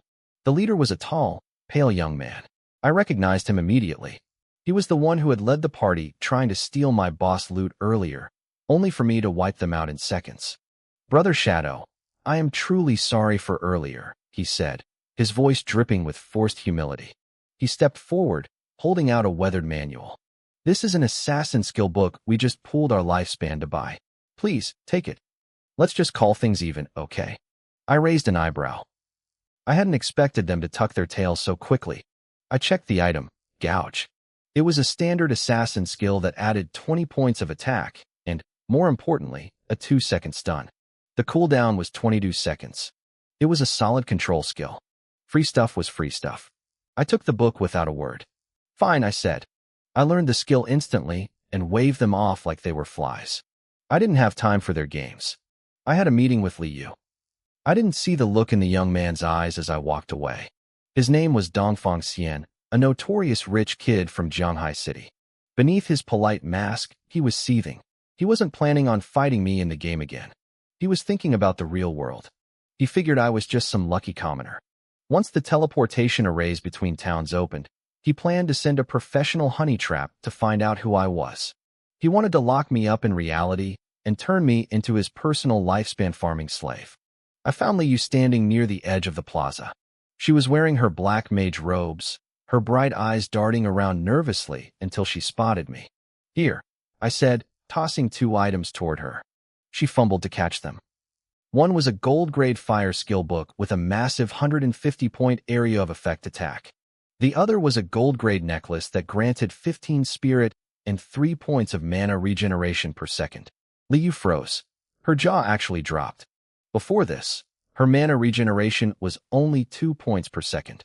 With this necklace, her sustain had more than doubled. She was now a one-woman artillery battery. "Oh my God," she stammered, her eyes welling up with tears. This is way too much. "Thank you, boss." "It was the deal," I replied. "Just give me the ring back." She had tried to help me when Tai Nan's group attacked, even if I didn't need it. She had a good heart, and in this world, that was a rare resource worth investing in. She quickly handed back the 12-slot spatial ring. "Wait, boss," Liu said, lowering her voice. "When I was running through the woods earlier, I found a hole in the ground. It looked like the entrance to some kind of ruin. Are you interested?" "A ruin?" I looked at her, impressed. In my past life, people called her a lucky koi. Now I saw why. First the ghost ship, now a hidden ruin. If I hadn't treated her fairly, she probably wouldn't have shared this. Sincerity pays off. I slid the spatial ring onto my pinky finger. With 27 total slots, I finally felt like I could breathe. Inventory space was a nightmare in this game. "Your captain isn't online yet," I told her. "I'll sell the rest of the loot to your party when he gets back. For now, I'm going to check out that ruin." She nodded eagerly and marked a spot on my parchment map. She described a hidden stone slab she'd tried to hide under, only to be scared away by the sound of ghostly wailing from the depths. I thanked her and vanished into stealth, slipping out of Shell Town once more. I needed to hit level 10, and a ruin was perfect. Every town had different layouts, and my starter town in my previous life hadn't been this lucky. There were usually 3 types of ruins: tombs, cursed ruins, or faith temples. Tombs were full of monsters and a final boss. Cursed ruins were filled with the twisted souls of people who had crossed the gods. Faith temples were the most complex, filled with cultists and ancient traps. My eye of judgment had actually come from a faith temple in my past life. Whatever it was, I wasn't going to miss it. Monsters in ruins were at least bronze or silver grade. To everyone else, that meant danger. To me, it meant a mountain of evolution points. With my epic grade Hand of Greed, my potential was limitless. Killing a bronze boss would net me 8 evolution points. A silver boss would grant 16. While high-tier bosses were great, farming a large number of lower-level bosses was actually a faster way to stack points. I needed volume. Moving through the brush in stealth, I reached the coordinates Lin Liu had marked on my map. Hidden beneath thick, grayish-black weeds, I found the stone slab.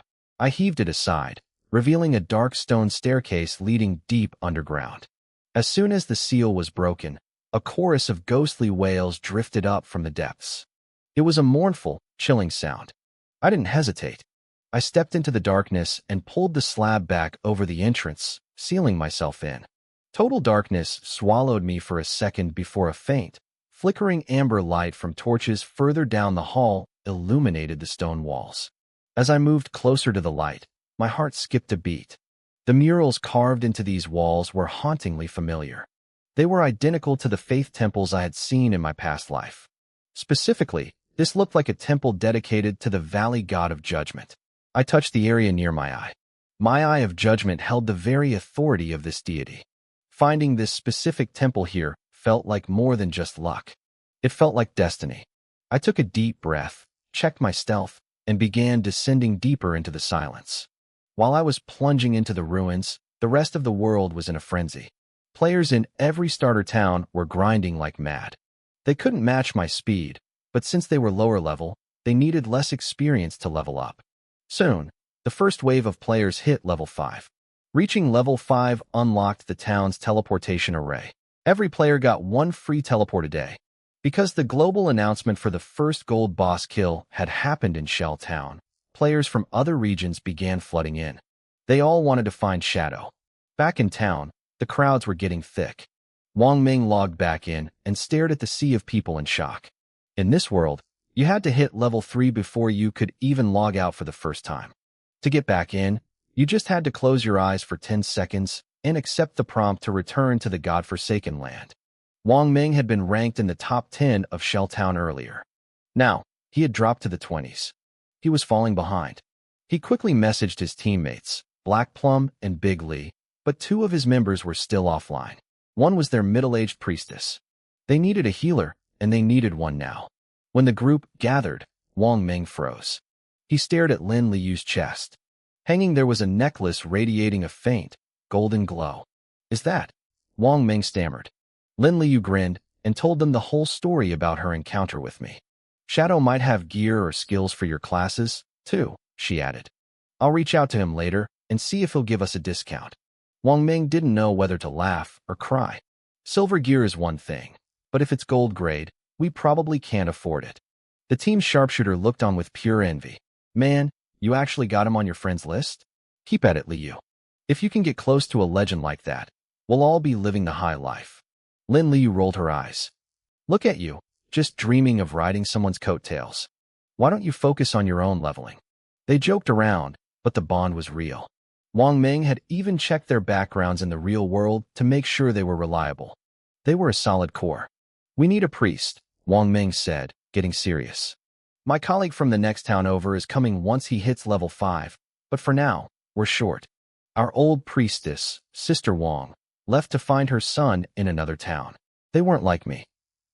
They couldn't solo. They needed a tank and a healer to survive." Wang Ming set up a recruitment stall. He didn't sell anything. He just put up a sign, "Recruiting Priest." Dozens of stalls were doing the same thing, but because Lin Liu was standing there with a gold-grade necklace, they drew a massive crowd. Plenty of young priests stepped up, but they all backed away once Wang Ming mentioned the requirements. They had to provide their real-world identity and register with the official authorities. Then, a girl with long hair walked up. She was a level 3 life priest named Qin Xiaoyu. "I'm a life priest, a hidden class," she said politely. "Can I join your team?" Wang Ming looked her over. A hidden class was a great find, but he needed someone permanent. He asked for her details. Qin Xiaoyu didn't hesitate. "I'm a freshman at Jianghai Normal University. My parents are gone. I only have my brother at home. He's not my biological brother. My parents adopted him." Wang Ming nodded, satisfied. "Qin Xiaoyu. All right, you're in. Let's see what you can do." She joined the party under the handle Xiaoyuya. She had wanted Xiaoyu, but someone had already taken it. As she stepped into the group, a small smile played on her lips. She glanced at the gold necklace on Lin Liyu's neck. The first gold kill happened in Shell Town. The killer was Shadow. There was a very high chance this necklace came from him. I had no idea that while I was hunting in the ruins, my own sister was closing in on my trail. My rise in this life was happening much faster than I ever expected. My first kill of a gold-grade boss had turned my codename, Shadow, into a global sensation. Even my sister, Qin Xiaoyu, was drawn to the fame of it. While the world buzzed about my identity, I was deep inside the Temple of Faith, moving silently through a long, dark corridor. I soon reached a spacious hall. It was empty, except for 2 humanoid monsters. They were kneeling on the ground, hunched over with their hands raised high above their heads, as if they were holding up an invisible weight. The eerie, ghostly wailing I'd heard at the entrance was coming from them. I checked their stats. They were level 10 silver-grade monsters, devout believers of the ancient god, the Judged. I stayed in stealth and crept toward them. I didn't hesitate. I unleashed Shadow Flash, stacking Shadow Break and Backstab bonuses. My damage numbers popped up instantly. 1058, 1058. 7 damage numbers total erupted over each of their heads. Even with that massive hit, their health bars only dropped by a fraction. These were level 10 silver bosses. Their health was double that of the cursed ones I'd hunted before. Combined, these 2 had more HP than the gold-grade ghost ship. I braced myself, waiting for the counterattack, but something strange happened. The two monsters didn't strike back. Instead, they turned toward my hidden position and knelt even lower. They were the judged, and I held the authority of judgment. Was that why they wouldn't fight me? I wanted to test my theory. I stepped out of stealth, keeping a safe distance. The ghoul-like believers didn't budge. When they saw me, they pressed their upper bodies completely flat against the floor in total submission. I was confused. Even with 9 years of experience from my past life, I had never heard of anything like this. It had to be the authority of judgment. This strange temple was definitely linked to my unique power. There were secrets here I needed to uncover. Do you know the way? I asked, testing if they could speak. Lead me. They looked up, appearing dazed and lost. I knew these creatures were once beings from other civilizations, now corrupted and driven mad by the gods. They were usually just beasts that hunted humans for their lifespan, but these two seemed to have a shred of sanity left. Suddenly, their expressions shifted. A fierce, murderous look crossed their rotting faces. They spun around and lunged toward the hall's entrance. I heard the sound of frantic footsteps echoing from the corridor.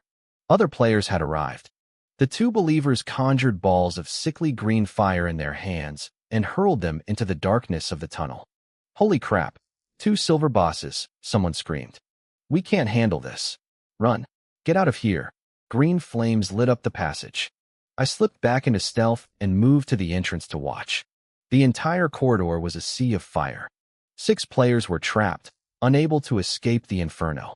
As the flames consumed them, I recognized a familiar figure, Grey Rose. It was the woman who had bought the ice chase tree from me earlier. She had found the temple, but her team wasn't strong enough. The 2 silver guards were obliterating them. The corridor was too narrow to dodge, a classic mistake. You have to lure bosses into a wide room to have any chance. I watched coldly as the fire turned them to ash. 6 grayish-white orbs of lifespan floated in the air. I didn't let them go to waste. I stepped forward and collected them, gaining over 100 days of tradable life. The 2 believers didn't even glance at the orbs. Once the intruders were dead, they returned to the hall and knelt exactly where I had been standing. I searched the hall for a hidden exit, but there was nothing. No secret doors, no further paths. Just 2 silver bosses in a dead-end room. It didn't make sense. Since there was nowhere left to go, I decided to finish them off. I attacked again, and just as I suspected, they didn't fight back. They let me cut them down without a single struggle. A notification flashed in my vision. I had reached level 9. I gained 4 evolution points and 188 days of tradable life. I immediately used Hand of Greed on their corpses. The haul was incredible. 32 evolution points and 1,504 days of tradable life. My epic grade Hand of Greed was a gold mine. I also pulled 4 gold grade items and about a dozen silver ones. One item in particular caught my eye, the Believer's Pendant. It was a gold grade assassin accessory. It gave me plus 15 agility and a 20% boost to cooldown reduction. Its unique effect allowed me to summon a silver grade devout believer to fight for me for 10 minutes. I put it on immediately. My skill cooldowns dropped significantly. Shadow Sneak went down to 19 seconds, and my Shadow Flash was now under 9 seconds. My hunting efficiency was about to skyrocket. The rest of the gear was level 8 to 10 stuff. Valuable, but nobody could afford it yet, so I tucked it away. I turned to leave the silent hall, but then I felt a sudden shift in the air. Would you like the summary of the next segment? The floor in the center of the hall suddenly groaned. As soon as the 2 devout believers died, a mechanism triggered. I watched as a circular stone platform rose from the ground. I had seen plenty of things like this in my past life. It was an elevator. I stepped onto the platform without hesitation. With a heavy rumble, the stone disc began to descend, carrying me down into a dark pit. As I sank, 2 semicircular stones slid across the opening above, sealing the hall back to its original state. Anyone walking in now would see nothing but 2 corpses. The secret path was gone. The elevator dropped for what felt like 300 or 400 meters before finally hitting the bottom with a loud thud. Dust and debris rained down around me. To my surprise, it wasn't pitch black down here. Dim torches lined the stone walls at regular intervals, casting a sickly yellow glow. I took one look at the branching paths and sighed. It was a labyrinth. I had explored dozens of these in my previous life, so I knew the layout wouldn't be the problem. The real issue was the time it took and the lethal traps hidden in every shadow. With my current stats, one wrong step meant instant death. I reached up and touched the believer's pendant hanging around my neck. I needed a shield. I activated the unique effect, and a gray-skinned, humanoid monster began to materialize on the floor. It was a silver-grade devout believer, identical to the ones I had just killed. Go. Scout ahead, I commanded. The creature dropped to all fours and began to crawl forward, sniffing the air. Having a minion to trigger traps made my life much easier. While it moved, I opened my skill panel. I had 32 new evolution points, plus 3 left over from before. 35 points in total. I looked at Hand of Greed. To evolve it again, I needed 210 points. That was out of reach for now. Since this temple felt dangerous, I decided to focus on my survival. I poured my points into Ghost Blur, my passive evasion skill. I spent 11 points, watching the skill rank up from silver to gold, then platinum, and finally to epic grade. I had 24 points left. At epic grade, Ghost Blur now gave me a passive 75% dodge rate. If it triggered, I would be completely immune to damage. I checked the next level, but the cost had jumped tenfold. Evolving an epic skill to legendary required 80 points. I shook my head and moved on.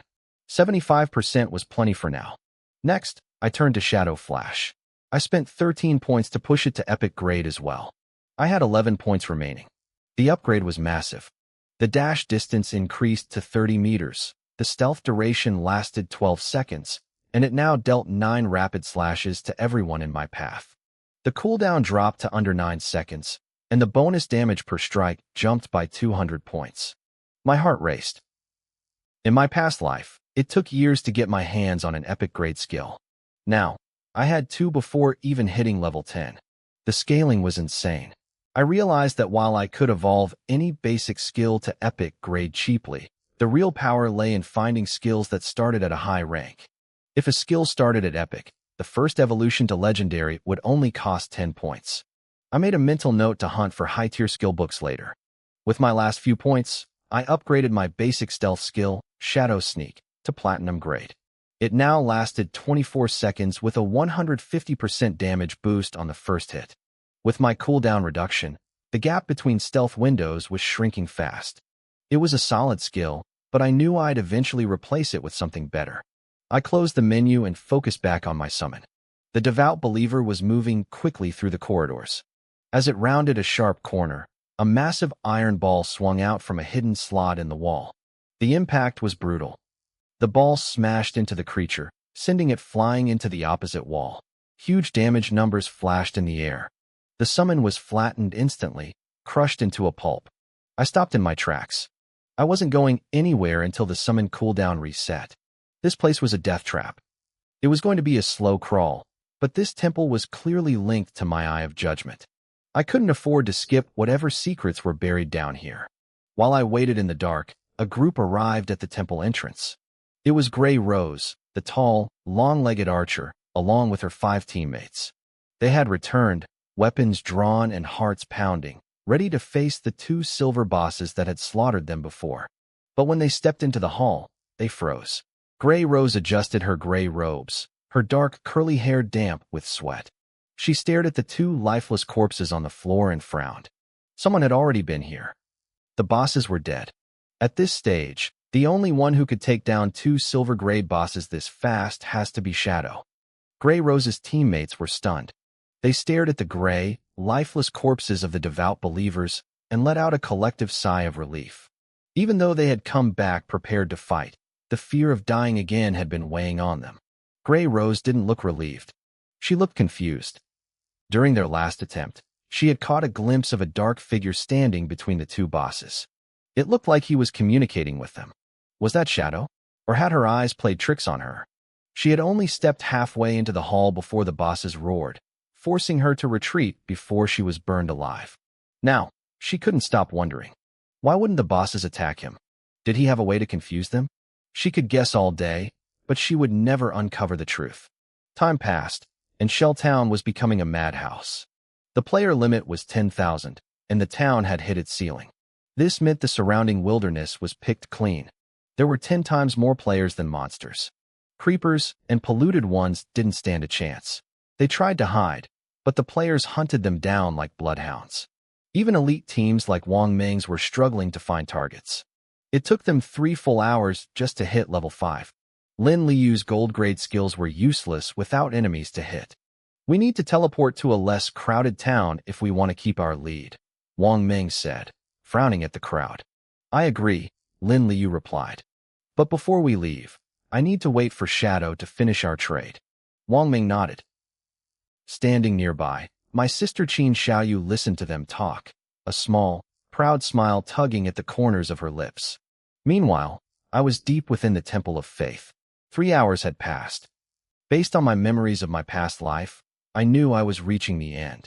Anyone else would have died 100 times navigating these traps, but I had my silver grade summoned to trigger every pressure plate and ambush. I reached a corridor bathed in starlight. The walls glowed with a deep blue hue, turning the path into a shimmering aisle. My summon crawled ahead while I followed cautiously behind. At the end of the path stood an ancient bronze door. Open it, I commanded. The devout believer pushed against the heavy metal, but it didn't budge. I scanned the area for traps, and, seeing none, I stepped forward. The moment my hand touched the bronze surface, the door groaned and began to swing inward. I backed away immediately, weapon ready. But there was no monster. Inside was a massive hall of stars. In the center stood a ritual altar, and beside it was a woman draped in white robes. A hood covered her face, hiding her features as she stood with her arms crossed over her chest, bowing toward the altar. I didn't enter. I used my skills to inspect her, but I couldn't see a single piece of information. She was a complete mystery. Sensing my presence, the woman slowly turned. Her silhouette was elegant under the white fabric. Then, to my surprise, she dropped to one knee. She whispered something I couldn't catch, and starlight began to swirl around her. A second later, her body dissolved into shimmering dust. She was gone. I frowned, scanning the room until my eyes landed on the altar. An ancient chest had appeared where she once stood. It wasn't the pale gold of a standard chest. It glowed with a brilliant, intense radiance. This was a bright gold chest, which meant it contained epic-grade loot. My heart raced. I didn't know who that woman was, but her respect likely stemmed from my eye of judgment. Still, I wasn't taking chances. I ordered my summon to approach the altar. It reached out and flipped the lid. No traps, no explosions. The summon pulled out a skill book and brought it to me. I took it, and as I read the title, my pupils constricted. It was an assassin's god-tier skill, Graceful Grant. This was an epic-grade passive and active hybrid. The passive effect was insane. It granted a 100% correction to weak point hits and doubled the damage multiplier for those hits. Usually, you have to hit a tiny target like a heart or a throat perfectly to trigger a critical. With this, the system would automatically adjust my strikes to find the mark. It essentially doubled the size of every enemy's weak point. The active part of the skill was called Throat Slit. It turned my next downward strike into a guaranteed bleed. For 3 seconds, the target would take 100% of the initial strike's damage every single second. If I hit someone for 300 damage, they wouldn't just take that hit. They would bleed out for another 900 damage over the next 3 seconds. It was a death sentence. If I hit an enemy for 300 damage, the bleed effect would tick for another 300 every second for 3 seconds. That was 1,200 total damage from a single strike. Essentially, this skill tripled my damage output, even if it took a few seconds to fully resolve. If I combined this with Shadow Flash, where all 9 strikes counted as one attack, the bleed stacks would be astronomical. This one epic skill had increased my burst potential by several magnitudes. I could even evolve it. For 10 evolution points, I could turn this into a legendary skill. Unfortunately, I only had 3 points. The fact that this dungeon was completely empty of monsters was both a blessing and a disappointment. Usually, these temples were crawling with powerful fanatics and zealots. I suspected my eye of judgment had something to do with the lack of resistance. I shook my head and pushed the thought aside. If I ever saw that mysterious woman in white again, I'd try to talk to her. For now, I had what I came for. I stepped onto a circular stone platform in the center of the hall. It hummed to life, carrying me 600 meters up to the surface. As soon as I stepped off, the platform disintegrated into black ash, vanishing as if it never existed. It was time to move. Wang Ming and the others should have been online by now. My inventory was bursting at the seams, and I needed to clear it out before heading to the next leveling zone. I sent a message to Lin Liu, but the reply I got back made me pause. Qin Xiaoyu was here. I frowned, my grip tightening on my dagger. I hadn't expected her to reach the godforsaken land this early, let alone find her way to Shell Town and join Wang Ming's party. I knew exactly what she was thinking. She wanted to find Shadow.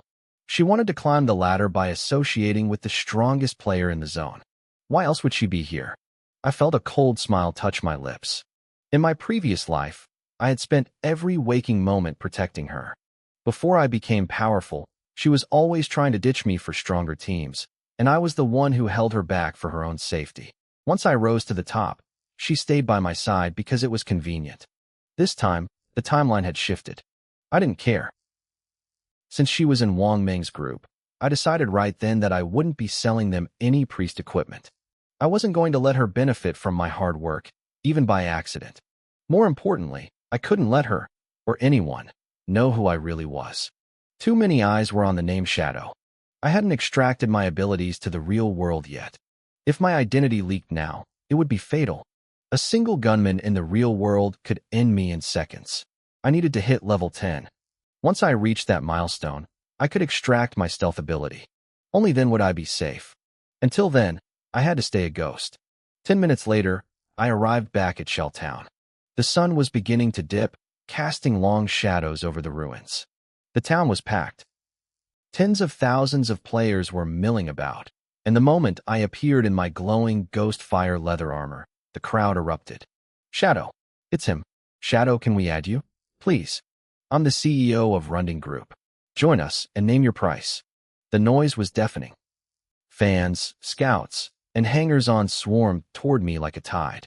I didn't wait for them to close in. I triggered Shadow Flash, blurring 30 meters forward in a heartbeat, and vanished into stealth. I left the crowd grasping at thin air. I met Lin Liu and Wang Ming behind a collapsed building on the outskirts of town.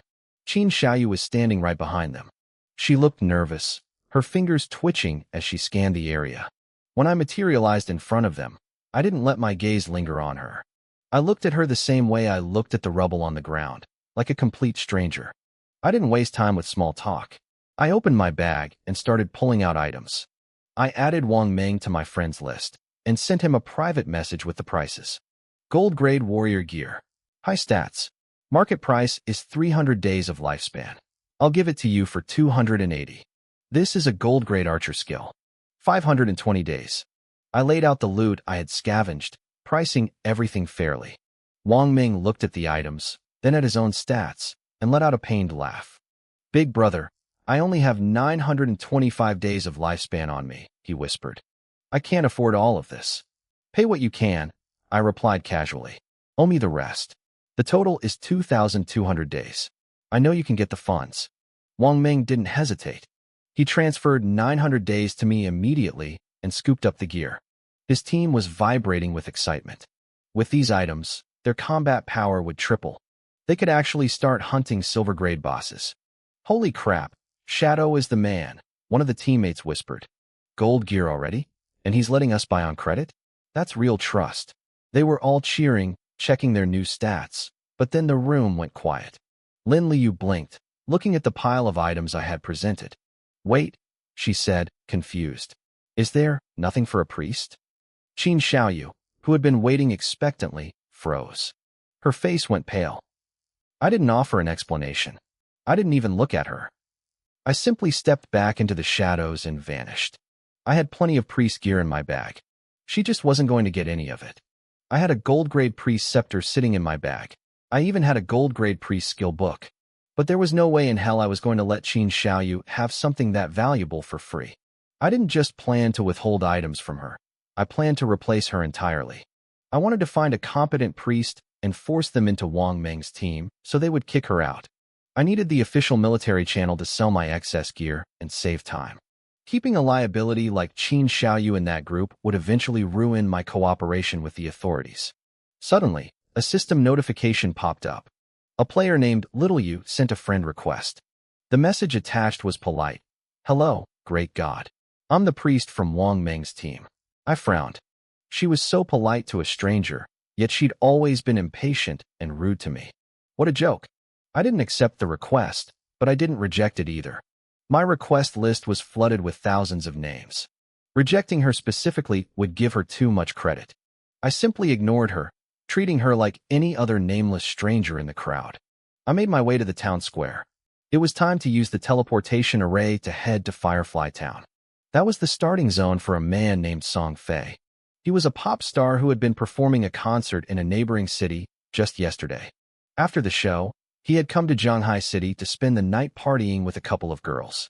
When the game became reality, he was dropped right into Firefly Town. Now that the teleportation gates were open, I was going to kill him. Repeatedly. In my past life, Qin Xiaoyu was the one who gave me the soul-wandering water, but Song Fei was the mastermind behind it all. My sister was stupid, but Song Fei was the one who truly deserved to die. To kill him in the real world, I had to break him in the game first. If he stayed logged in, he was invincible in reality. If he hid in a safe zone, I couldn't touch him. I had to scare him so badly he'd be forced to log off. Besides, Firefly Town was where Gu Ishua started.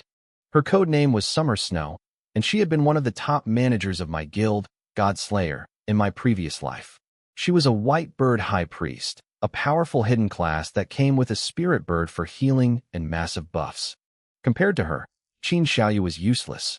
My sister was a life priest, but she was a pampered princess who didn't know how to fight. She only ever stood behind me while I protected her. Gu Ishua, on the other hand, was a powerhouse who had soloed epic grade bosses. She was my right hand. If I found her, I'd put her in Wang Meng's team. She would naturally push Qin Xiaoyu out. I couldn't allow any variables to mess up my growth, and my sister was the biggest variable of all. I activated my stealth and used my free daily teleport. A flash of light later, I arrived in Firefly Town. Compared to the bustling Shell Town, this place was quiet. Players moved about, but there was no crowding. Some were shouting to sell items, while others flickered into existence at the respawn point, their faces pale and frustrated. I looked around but didn't see Song Fei or Gu Ishua. Then, I overheard a group of players who had just respawned. "Hurry up, don't let anyone steal our loot," one grunted. "That silver grade boss is at half health." "Damn it, that bastard Song Fei brought so many sisters with him," another cursed. "Who can compete with that? I don't get it. He's just a little celebrity. Why does he have so many brainless fangirls? I'm going back. I'm killing that pretty boy today if it's the last thing I do." They stormed out of the town, venting their rage. I followed them silently. So, Song Fei was out hunting a silver boss with his horde of fangirls. A cold smile touched my lips. In my past life, if I hadn't been there to protect her, Qin Xiaoyu probably would have been one of those mindless girls screaming his name. Song Fei wasn't even a hidden class. He had chosen a flashy mage class just to look good. He relied on his fans to power level him early on, but he had zero potential for the late game. I trailed the angry players out of the safe zone. I kept my stealth active, ducking behind cover every time the timer ran low to refresh the skill. We passed through a dark forest and entered a gloomy area called Withered Mulberry Valley. This was a level 5 zone filled with burners and shackled ones.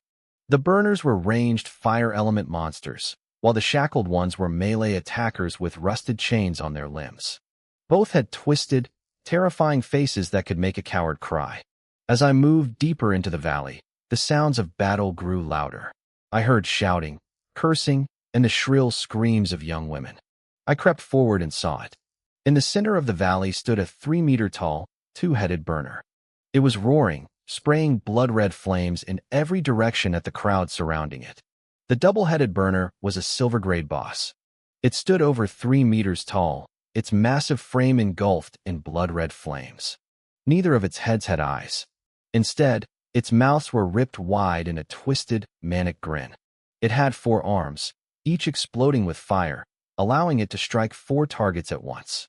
A swarm of players surrounded it, but they weren't just fighting the boss. They were fighting each other. In the middle of the chaos, surrounded by a literal wall of screaming fangirls, stood Song Fei. He wore a flashy black robe and gripped a decorative staff. His game ID was Heaven-Defying Magic God. It was incredibly cringy, but his fans ate it up. A few players tried to break through the crowd to attack him, but the girls blocked them with their own bodies. They were willing to die just to protect their precious brother Song Fei. The ground was already littered with corpses. Song Fei's actual party consisted of 5 other girls. All of them were mages. He didn't have a tank or a healer. He didn't need them. The girls around him acted as a human shield, and since he never planned on getting hit, a healer was a waste of space.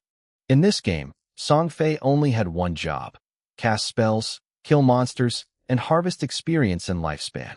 If a few dozen girls died for him in the process, he didn't care. I watched from the shadows. Song Fei looked smug, but I knew he was frustrated. He had entered the game early and had a small army helping him level up in Firefly Town. He thought he would be the top player. Then, he saw the global announcements. A player named Shadow from Shell Town had already reached level 9 and soloed a gold-grade boss.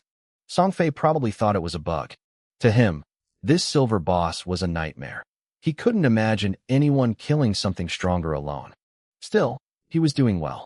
He had reached level 6.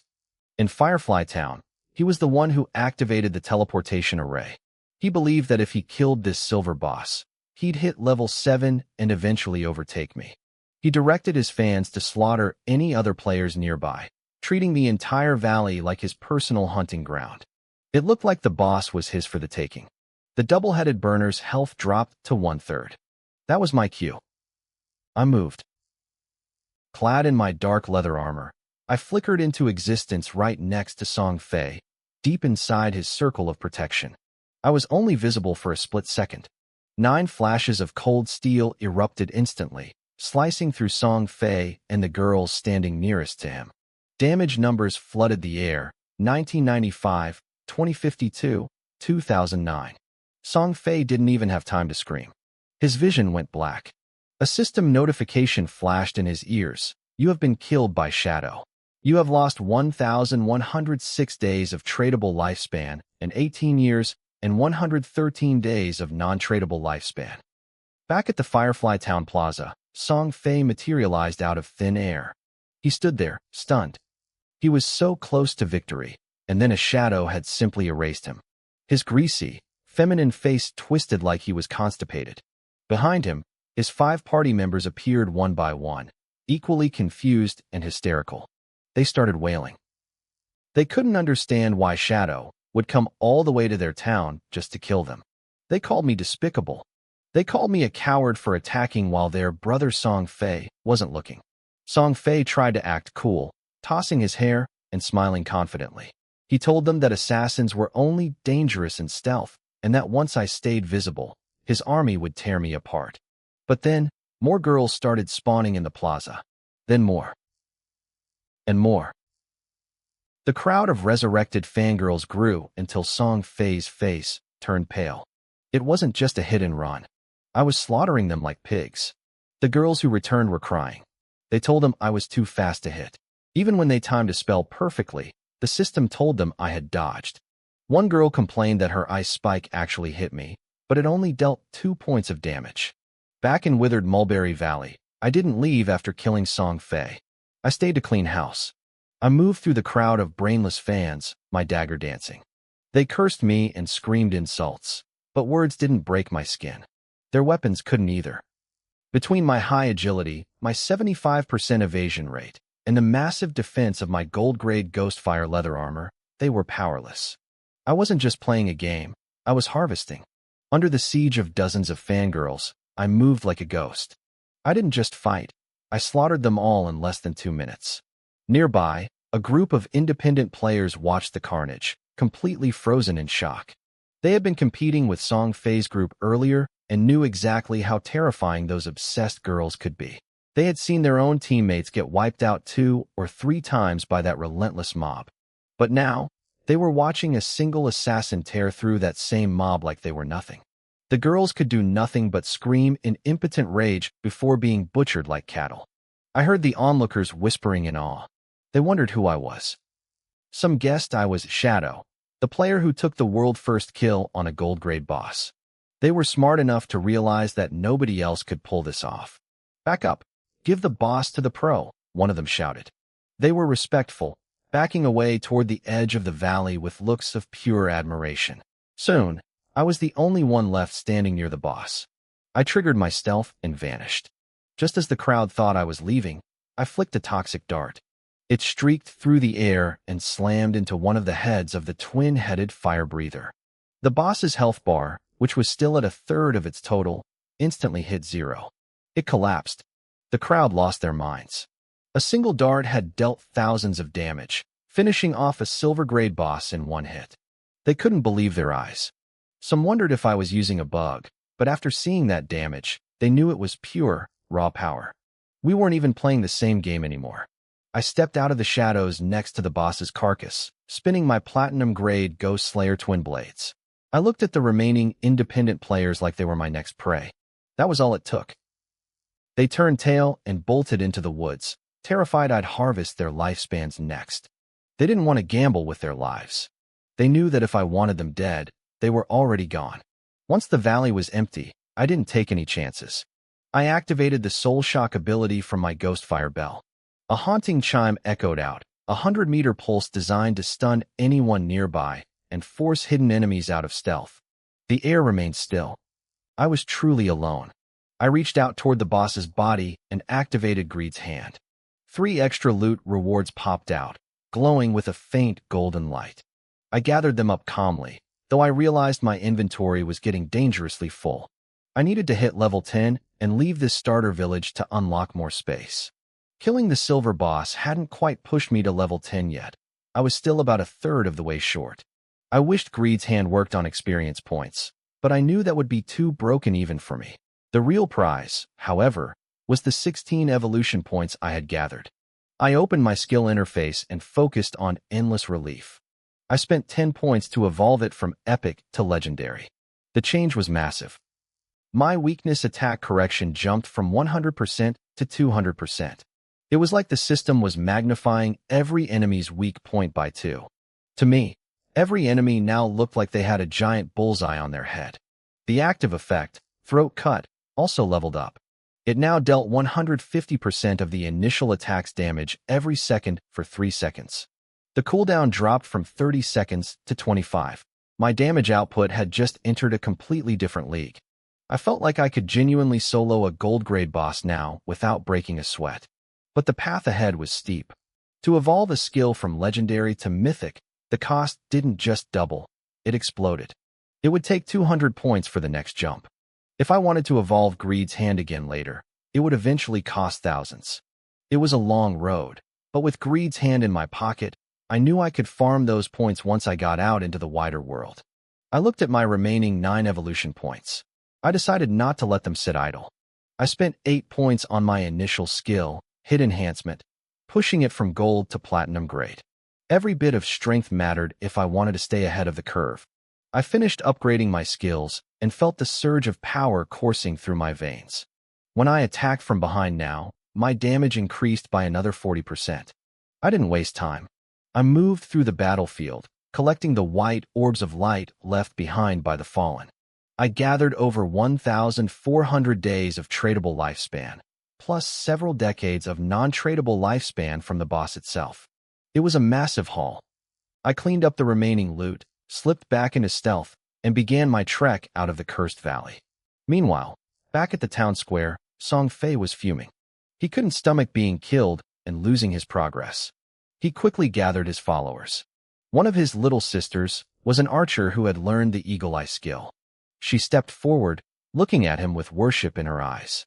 She told him her skill could detect stealth. Another girl, a mage, volunteered as well. She had learned an area of effect control skill called Icebound Snow. She promised Song Fei that no shadow could escape her. Song Fei laughed. He felt invincible again. With a way to see me and a way to freeze me in place. What did he have to fear from a lone assassin? He had numbers on his side. If they detected me and locked me down, they could blast me to death in seconds. The girls around him started trash-talking, complaining that I had no honor for using sneak attacks. They promised to catch me so their big brother, could get his revenge. If I had heard their sycophantic chatter, I probably would have vomited. Song Fei led his massive entourage back toward the cursed valley. It was a grand spectacle. Other players saw the crowd and immediately cleared a path. They whispered among themselves, wondering what the little celebrity was up to now. When word got out that he had been killed by a player named Shadow, the crowd was stunned. Some were impressed I had the guts to target him, while others shook their heads in pity. They saw the archer with eagle eye and the mages with crowd control. To them, a fragile assassin like me was as good as dead if my stealth was countered. A small crowd followed at a distance, eager to watch the drama unfold. Song Fei didn't mind the audience. In fact, he wanted them there. He wanted everyone to see him crush the man who humiliated him. He looked down on my class, thinking a squishy assassin could never compare to a noble mage like himself. He didn't care if I had a hidden class. To him, I was just a stepping stone. The archer girl stayed close to his side, scanning the surroundings with pride. She felt guilty for not having Eagle Eye active when Song Fei died the first time. So now she was burning her mana to keep it running constantly. She was desperate to prove her worth to him. I was already on my way back, still veiled in stealth. Because of my shadow class, my stealth level was naturally higher than normal. At this stage of the game, no basic detection skill could touch me. I saw the group approaching, looking like they were ready for war. I chuckled. They really thought they could find me. I didn't just attack. I walked right up to Song Fei, standing directly beside him. I reached out and tapped him twice on the shoulder. Song Fei jumped, spinning around in a panic. He saw nothing. Since a tap isn't considered an attack, my stealth didn't break. He stood there, trembling, as I leaned toward his ear and whispered like a ghost. Just wanted to notify you, you're about to die. Song Fei's soul nearly left his body. Protect me, he screamed. But it was too late. I moved like a blur. My flickering slash erupted, the blade light blooming across Song Fei and the girls standing nearest to him.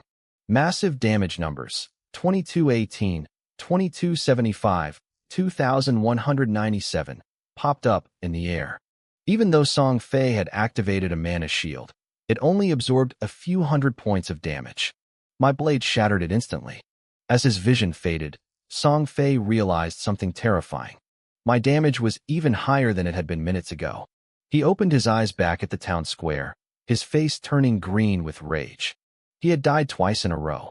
The 2,000 days of lifespan his followers had farmed for him had dwindled down to barely 500. I had looted the rest. How? He screamed at the archer girl who had respawned next to him. You had Eagle Eye on. How did you not see him? The girl was trembling, her face pale. I had it on. I swear. But there was no one there. I didn't see a shadow, a footprint, nothing. She was terrified he would kick her out of the group. Song Fei didn't lash out at her yet. He knew he needed his fan base. He tried to process what had happened. Finally, another girl who had rolled an assassin class spoke up timidly. I was looking at my attribute panel earlier, she whispered. It mentioned something called stealth level. Is it possible that shadow stealth level is just too high for us to see? The archer girl nodded frantically, her voice trembling as she checked her skills. She explained that her eagle eye was only level 1, meaning she could only detect level 1 stealth. If my stealth level was level 2 or higher, I was effectively invisible to her. The mystery was solved. Song Fei's face went pale. He realized he had provoked a monster, a terrifying existence with high-level stealth who could walk among them like a ghost. He felt a chill crawl up his spine. If I could come and go without a trace, how could he ever defend himself? He was terrified. He had wanted to fight back, but knowing I had superior stealth killed every bit of his resolve. You can't fight what you can't see. The pressure was suffocating. I had literally tapped him on the shoulder to give him a death notice. I didn't care about his fear. I was busy counting my loot. I had killed Song Fei twice now. The first time, I took over 1,000 days of lifespan. The second time, I got 500. The math was simple. He'd started with at least 2,000 days. What annoyed me was that his female followers had 0 lifespan on them. They were giving every single day they farmed to Song Fei. Did these women really think this was just a game? Even if they knew the truth, their obsession was so deep they probably would have given him their non-tradable lifespan if the system allowed it. I looked at the glowing orbs of lifespan scattered on the ground. These were the non-tradable portions I couldn't pick up. They represented hundreds of years that would eventually just be absorbed by the local monsters. I shook my head and headed back toward the town square. When I arrived, Song Fei and his fan club were nowhere to be found. They had either fled to another town or logged off. I stayed in stealth, moving through the square to gather information. I soon learned that Song Fei had taken his group to train in a different direction outside of town. I knew the general way they went, but finding a specific group in the vast wilderness was like finding a needle in a haystack, even with my speed. Then, I saw a familiar figure. A young girl in white priest robes walked past me, a small white owl perched on her shoulder. It was Gu Ishua. In my past life, she was a core member of my guild, the Godslayers. She didn't know me yet, but I knew her perfectly. She was the White Bird Priest, a hidden class with massive scouting range. I decided it was time for an introduction. I stepped out of the shadows, blocking her path. Her player tag was Snowy Day. "Hey, I need a favor," I said. Gu Ishua was stunning, pale skin, pure features, and eyes so clear they looked like glass. Her robes hid her figure, but her expression was wide-eyed and full of surprise. "You're Shadow?" she gasped. I realized then just how famous I'd become. The name Shadow was trending globally. Even if we hadn't met in this life, everyone knew the face of the top-ranked player. I didn't waste time with small talk. "I heard your class has a wide-range search ability," I told her. "Find Song Fei for me.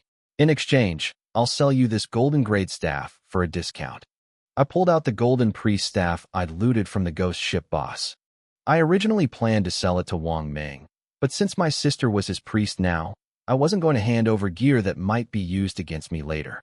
Gu Ishua was the perfect buyer. Her eyes lit up the moment she saw the stats. "I can do that." "Wait, how did you know about my search skill?" "I haven't told anyone." "Don't worry about how I know," I replied. "Do you want the weapon or not?" "Yes, but I might not be able to afford it," she said, tilting her head. 500 days, I said. It was easily worth 700 or 800, but I needed her help now. "Oh, I actually have exactly that much." "Deal," she chirped. She opened the trade window and handed over every bit of tradable lifespan she had. Being a hidden class priest, she was capable of solo farming, which was why she'd eventually become a top-tier combatant. She wasn't just a healer, she was a poison priest. Once she held the golden staff, she started giggling like a kid. I waved my hand in front of her face. "Focus. Do the job." "Right?" she said, not looking embarrassed at all. "Aren't you afraid I'll just take the staff and run?" I laughed. "Why? Are you a Song Fei fan?" She narrowed her eyes. "You even know I hate that guy? Are you a friend from real life? Your voice doesn't sound familiar." "Keep guessing," I shrugged. She gave up and whistled. The white owl took flight, soaring high into the sky. Her eyes turned milky white as she synced her vision with the bird. From miles above, she scanned the area around Firefly Town. Song Fei's group was huge, making them an easy target to spot. "Found them," she said, giving me the coordinates. "But they're moving along the river. They might be somewhere else by the time you get there." "Add me as a friend," I said. "Keep tracking them and update me on their location." She hesitated. "How long do I have to watch them?" "If it's all night, It'll be over soon," I promised. I sent the friend request, turned, and vanished into stealth. Gu Ishua watched the empty space where I had just stood, a silly smile returning to her face as she looked at her new weapon. She accepted the request and went back to her bird's-eye view.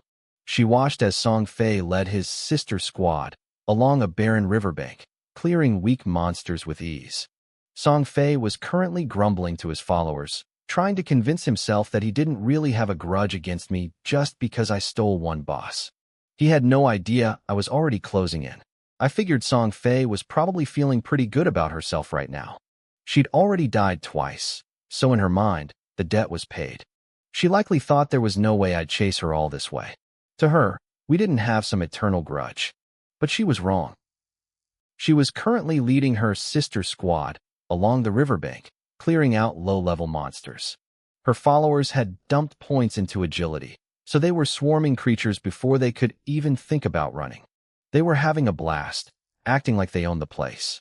They had no idea I was closing in fast. Guishua kept feeding me coordinates. I moved through the brush, taking down any monsters in my path with a flick of my blade. They were low level, so the experience wasn't great, but it kept my rhythm sharp. Suddenly, I stopped in front of a massive, gnarled tree. "Hey boss, where are you?" Guishua's voice popped up in my private messages. She was watching Song Fei from the sky, but she couldn't see me through my stealth. "Look around," I replied. "Are there any other trees like this one nearby?" "Huh." She sounded confused. "Aren't we hunting Song Fei? Why are we looking at trees?" Still, she didn't argue. 20 seconds later, she sent a ping. There were 2 similar trees within 100 meters of my position. I moved between them, examining the bark. I found what I was looking for: strange, glowing symbols etched into the wood. Guishua was dying of curiosity. "What are those?" "Take a guess," I muttered. I reached out and traced the symbol on the first tree. Then I moved to the second, and finally the third. As my fingers brushed the last carving, the symbols flared with a brilliant light. In the center of the 3 trees, the air shimmered, and a translucent, emerald-colored chest began to solidify. Guishua's eyes practically turned into $signs through the mental link. Whoa! I ignored her, waiting for the chest to fully manifest. I hadn't expected to find an ancient god's blessing in a starter village. These blessings could appear anywhere in the Forsaken Lands. Usually, they were just a mess of symbols, dozens of them. If you touched them in the wrong order, you might summon a boss or a swarm of angry mobs. For new players, it was a total guessing game. But I wasn't a new player. I had 9 years of memories. I knew the patterns. I knew the exact combination to trigger the best possible reward, the emerald grade chest. The odds of guessing this combination by luck were less than 1 in 1,000. "Open," I whispered as the chest turned solid. From high above, Guishua was turning red with envy. An emerald chest in the early game was worth at least 1,000 days of lifespan. In the real world, people were already starting to buy lifespan with cash. Right now, the exchange rate was about $10,000 to $20,000 per day of life. By tomorrow, that price would triple. Eventually, paper money would become worthless, and life itself would be the only currency that mattered. "I need to remember this," Guishua muttered, staring intensely at the trees. She probably thought she could find more. I didn't have the heart to tell her that these locations were randomized and the combinations were nearly infinite. If she tried this on her own, she'd likely just summon a horde of monsters and get herself killed. I reached into the chest. A system notification chimed in my ear. "You have opened an emerald-grade chest. You have received the emerald-grade skill book, Bloom Curse." I froze. Bloom Curse? Even in my previous life, I had never heard of this specific skill. I looked at the book in my hand. It pulsed with a faint green light. On the cover was a sinister, blood-red flower with patterns that looked like a twisted, smiling face. I checked the stats. Bloom Curse, Emerald Grade. Universal, can be used on a player's corpse within 15 seconds of death. A cursed flower will grow from the body, continuously draining the target's tradable lifespan until it hits 0. No cooldown. I took a deep breath. This was terrifying. Normally, when a player dies, they only lose half of their tradable lifespan. But with this, I could strip them of everything. I knew the flower probably had a health bar and could be destroyed by teammates, but if I killed everyone around the body first, there would be no one left to stop the drain. Song Fei was about to have a very bad day. I clicked Learn and watched the book vanish into a streak of light. A cold smile played on my lips. This skill was going to be a nightmare for my enemies. I remembered something now. In my past life, there were rumors of a player who could completely bankrupt people's lives in a single fight. I never knew the name of the skill back then. Now I did. I slipped back into stealth and sprinted toward the river. My agility was so high now that I was covering 100 meters in about 3 seconds. I was a ghost in the trees, and I was coming for everything Song Fei owned. The distance between me and Song Fei closed rapidly. I moved like a blur through the undergrowth. She was by the river, busy fighting a level 7 bronze-grade boss called the Corrosive Demon Claw. Just as she prepared to land the final blow, I whispered directly into her ear. "Just letting you know, you're about to die." Song Fei jumped nearly a foot into the air. She didn't even look back. She just tried to bolt. I didn't give her the chance. A toxic dart hissed through the air and buried itself in the back of her head.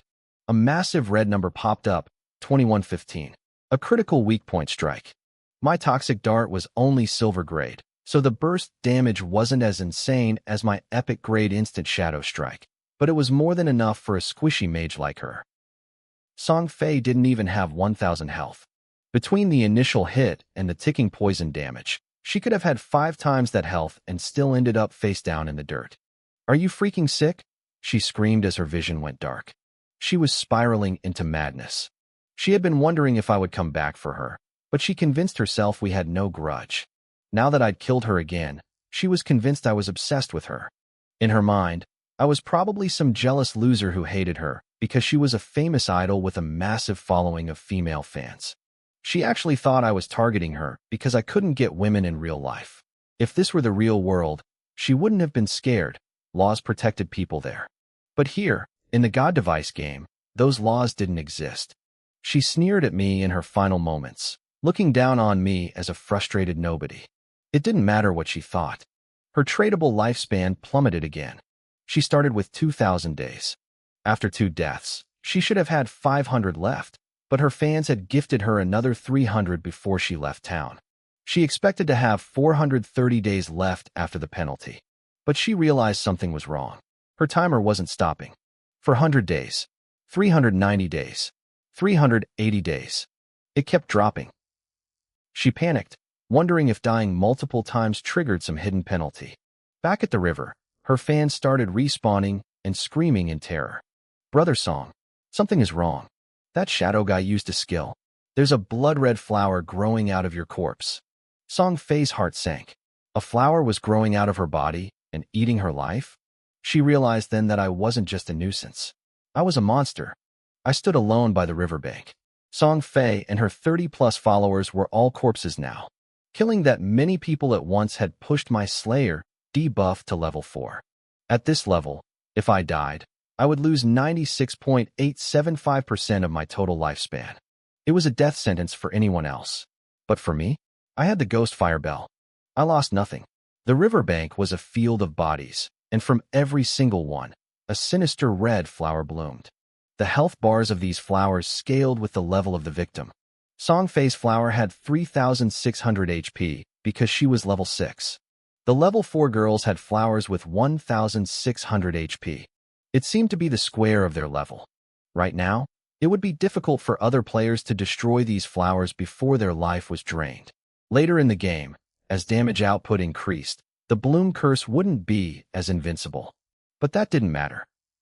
If I killed everyone who could possibly help, the flowers would finish their work undisturbed. I watched as 30 flowers simultaneously drank the life out of the fallen players. It was a staggering sight. I gained over 1,000 days of lifespan in minutes. These girls had been farming hard, and now, all that work belonged to me. High above, Guishua watched the entire slaughter through her white bird's vision. She shivered under her white robes. The sheer power I displayed, wiping out an entire group single-handedly, left her breathless. She saw the creepy red flowers and felt a surge of genuine fear. Song Fei had picked a fight with the wrong person. Song Fei was done. She had wanted to hit level 10 and overtake me, but after 3 deaths, her tradable lifespan was gone. The bloom curse had sucked her dry in 60 seconds, and now it was starting to eat into her non-tradable, personal life. If she died again, she would actually die for good. "Everyone log out." Song Fei commanded her followers back at the village. "I'll go buy more lifespan with real cash. We'll come back geared to the teeth and crush him." She and her brain-dead fans vanished from the game. They were caught in a weird mix of pain and idol worship. They were thrilled to have been close to their idol, even if it meant being slaughtered. They honestly believed I was just a jealous psycho. They started talking about pooling their real-world money to buy lifespan for their brother's song. They had no idea what this game really was. They didn't understand that in this world, lifespan wasn't just a currency. It was everything. And I was going to make sure they ran out of it. Those fans didn't know the truth yet. The official global announcements regarding the reality of lifespan hadn't reached them while they were immersed in the game. That was why they were so willing to throw their lives away for Song Fei. They died for her over and over without a single complaint. But as soon as they logged out and saw the news, their worlds collapsed. The artifact game was real. It was a supernatural phenomenon. Whether it was tradable or non-tradable lifespan, every second lost in the game was a second stolen from your actual life. If that timer hit 0, you died in the real world. Simple as that. The news hit those girls like a lightning bolt. They couldn't believe it. They thought it was just a game, yet I had killed them 3 times. Their tradable lifespan was gone. Their personal, non-tradable life was down to single digits. One girl had started with 70 years of life, and now she had less than 2 years left. Because they had been flagged as aggressors for attacking other players, every death had cost them double. They were sobbing, realizing they had traded decades of their existence just to shield a celebrity from a few arrows. Most of them were paralyzed with regret. They had given everything to Song Fei, only to realize they were now standing on the edge of their own graves. Of course, a few were still delusional. They were so brainwashed that they thought living only 2 more years was worth it just to be close to their idol. Meanwhile, Song Fei was back in the real world, frantically spending money. She was buying every day of lifespan she could find. The market price had skyrocketed to over 10,000 credits per day. She had about 100 million in her personal accounts, and she threw it all into the market. She bought thousands of days, planning to gear up and buy the best skill books available. She honestly believed that with enough money, she could stop me from killing her again. She stayed offline, thinking she was safe. She didn't realize that in this new world, being offline didn't mean the danger was gone. I returned to the plaza in Firefly Town and found Gu Ishua waiting for me. I told her to notify me the moment Song Fei logged back in. She nodded nervously, her eyes darting away from mine. She was clearly terrified of me now. Ever since she watched me slaughter that group with the bloom curse, she looked at me like I was a demon. The image of red flowers sprouting from a field of corpses was burned into her mind. I reached into my bag and pulled out a skill book. It was a gold-grade priest skill called the Sword of Holy Judgment. It was a rare offensive spell for a support class, capable of dealing massive single-target damage. Gu Ishua's eyes lit up the moment she saw it. She wanted it. Badly. 500 days of lifespan, I said coldly. She choked on her words, rubbing her hands together awkwardly. She asked if she could pay me back later on credit. I looked at her for a moment and decided to make a move. I told her I'd give it to her for half price if she did one thing for me. She immediately took 2 steps back, covering herself and telling me she wasn't that kind of girl. I just stared at her. I had no interest in her body. I wanted her to join a specific team. I was talking about Wang Ming's group. I needed to get my sister, Qin Xiaoyu, out of their hair, and the best way to do that was to provide them with a much better healer. Gu Ishua was a hidden-class white bird priest. She was perfect for the job. She tilted her head, thinking it over, and finally agreed. She warned me that if the team was too trash, she'd be complaining to me directly. I just smiled. They weren't trash. In fact, compared to the average player, Wang Ming's team was elite. It was just that in my eyes, they were merely decent. I messaged Wang Ming immediately. I told him I had a white bird priest for him.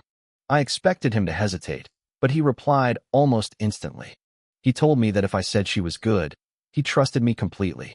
He was eager to move his team to Firefly Town anyway, because his current location was getting too crowded. While I waited for them to arrive, I thought about the situation back at Shell Town. Wang Ming was actually relieved to get my message. He had been looking for an excuse to kick Qin Xiaoyu out for a while. As a priest, her job was simple: keep the team buffed and healthy. But she was useless. She panicked constantly. In this game, heals weren't auto-locked, you had to aim them. Half the time, when Wang Ming was dodging a monster, she'd fire her heal into the dirt. Wang Ming was only keeping her around because of the government's orders to stay on my good side. Now that I was offering a replacement, he didn't waste a second. He pulled her aside and told her that they were moving to a new town and that their colleagues were meeting them there to fill the 6-man slot. Qin Xiaoyu stood there, stunned. She had used up all her free teleports and couldn't afford the 100-day fee to follow them. She realized she was being kicked out. She felt a sting of resentment, but she didn't dare complain. She had spent her time in the game being carried, soaking up experience and lifespan while doing nothing. Wang Ming gave her a polite goodbye, telling her to reach out if she ever needed anything. It was a hollow gesture, but it gave her hope. She still thought she could use Wang Meng to eventually find the shadow and get back into the big leagues. She had no idea that the brother she looked down on was the very man who just had her fired. I didn't care about Qin Xiaoyou's confusion. I had already moved on to the next phase of my plan. I had instructed Wang Meng to give her a specific item, the little ape's tears. Through her online connections, she had managed to purchase a rare pet, a little ape, thinking it would boost her value to the team. She had no idea that Wang Meng was just using that distraction to keep her busy while he finalized our deal. Wang Meng met me in the town square. He didn't waste any time and immediately initiated a trade. He transferred 800 days of lifespan to me. He gave me a bitter smile, shaking his head. He told me he still owed me 500 days and that his team captain would pay the rest as soon as she arrived. He complained about how difficult it was to earn lifespan in this game. "Captainin?" I asked.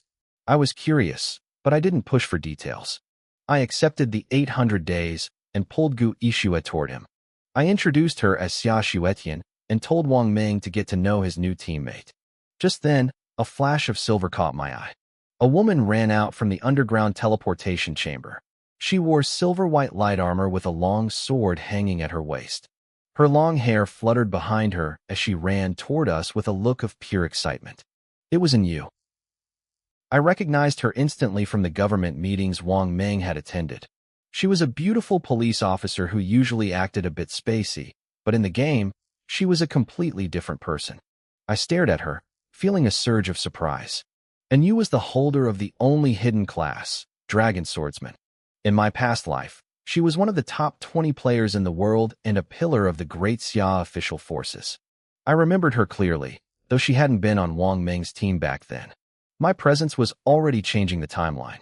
She skidded to a halt in front of me, her eyes shining. "Shadow. Wow, it's really you," she chirped. She reached out her hand, looking like a total fangirl.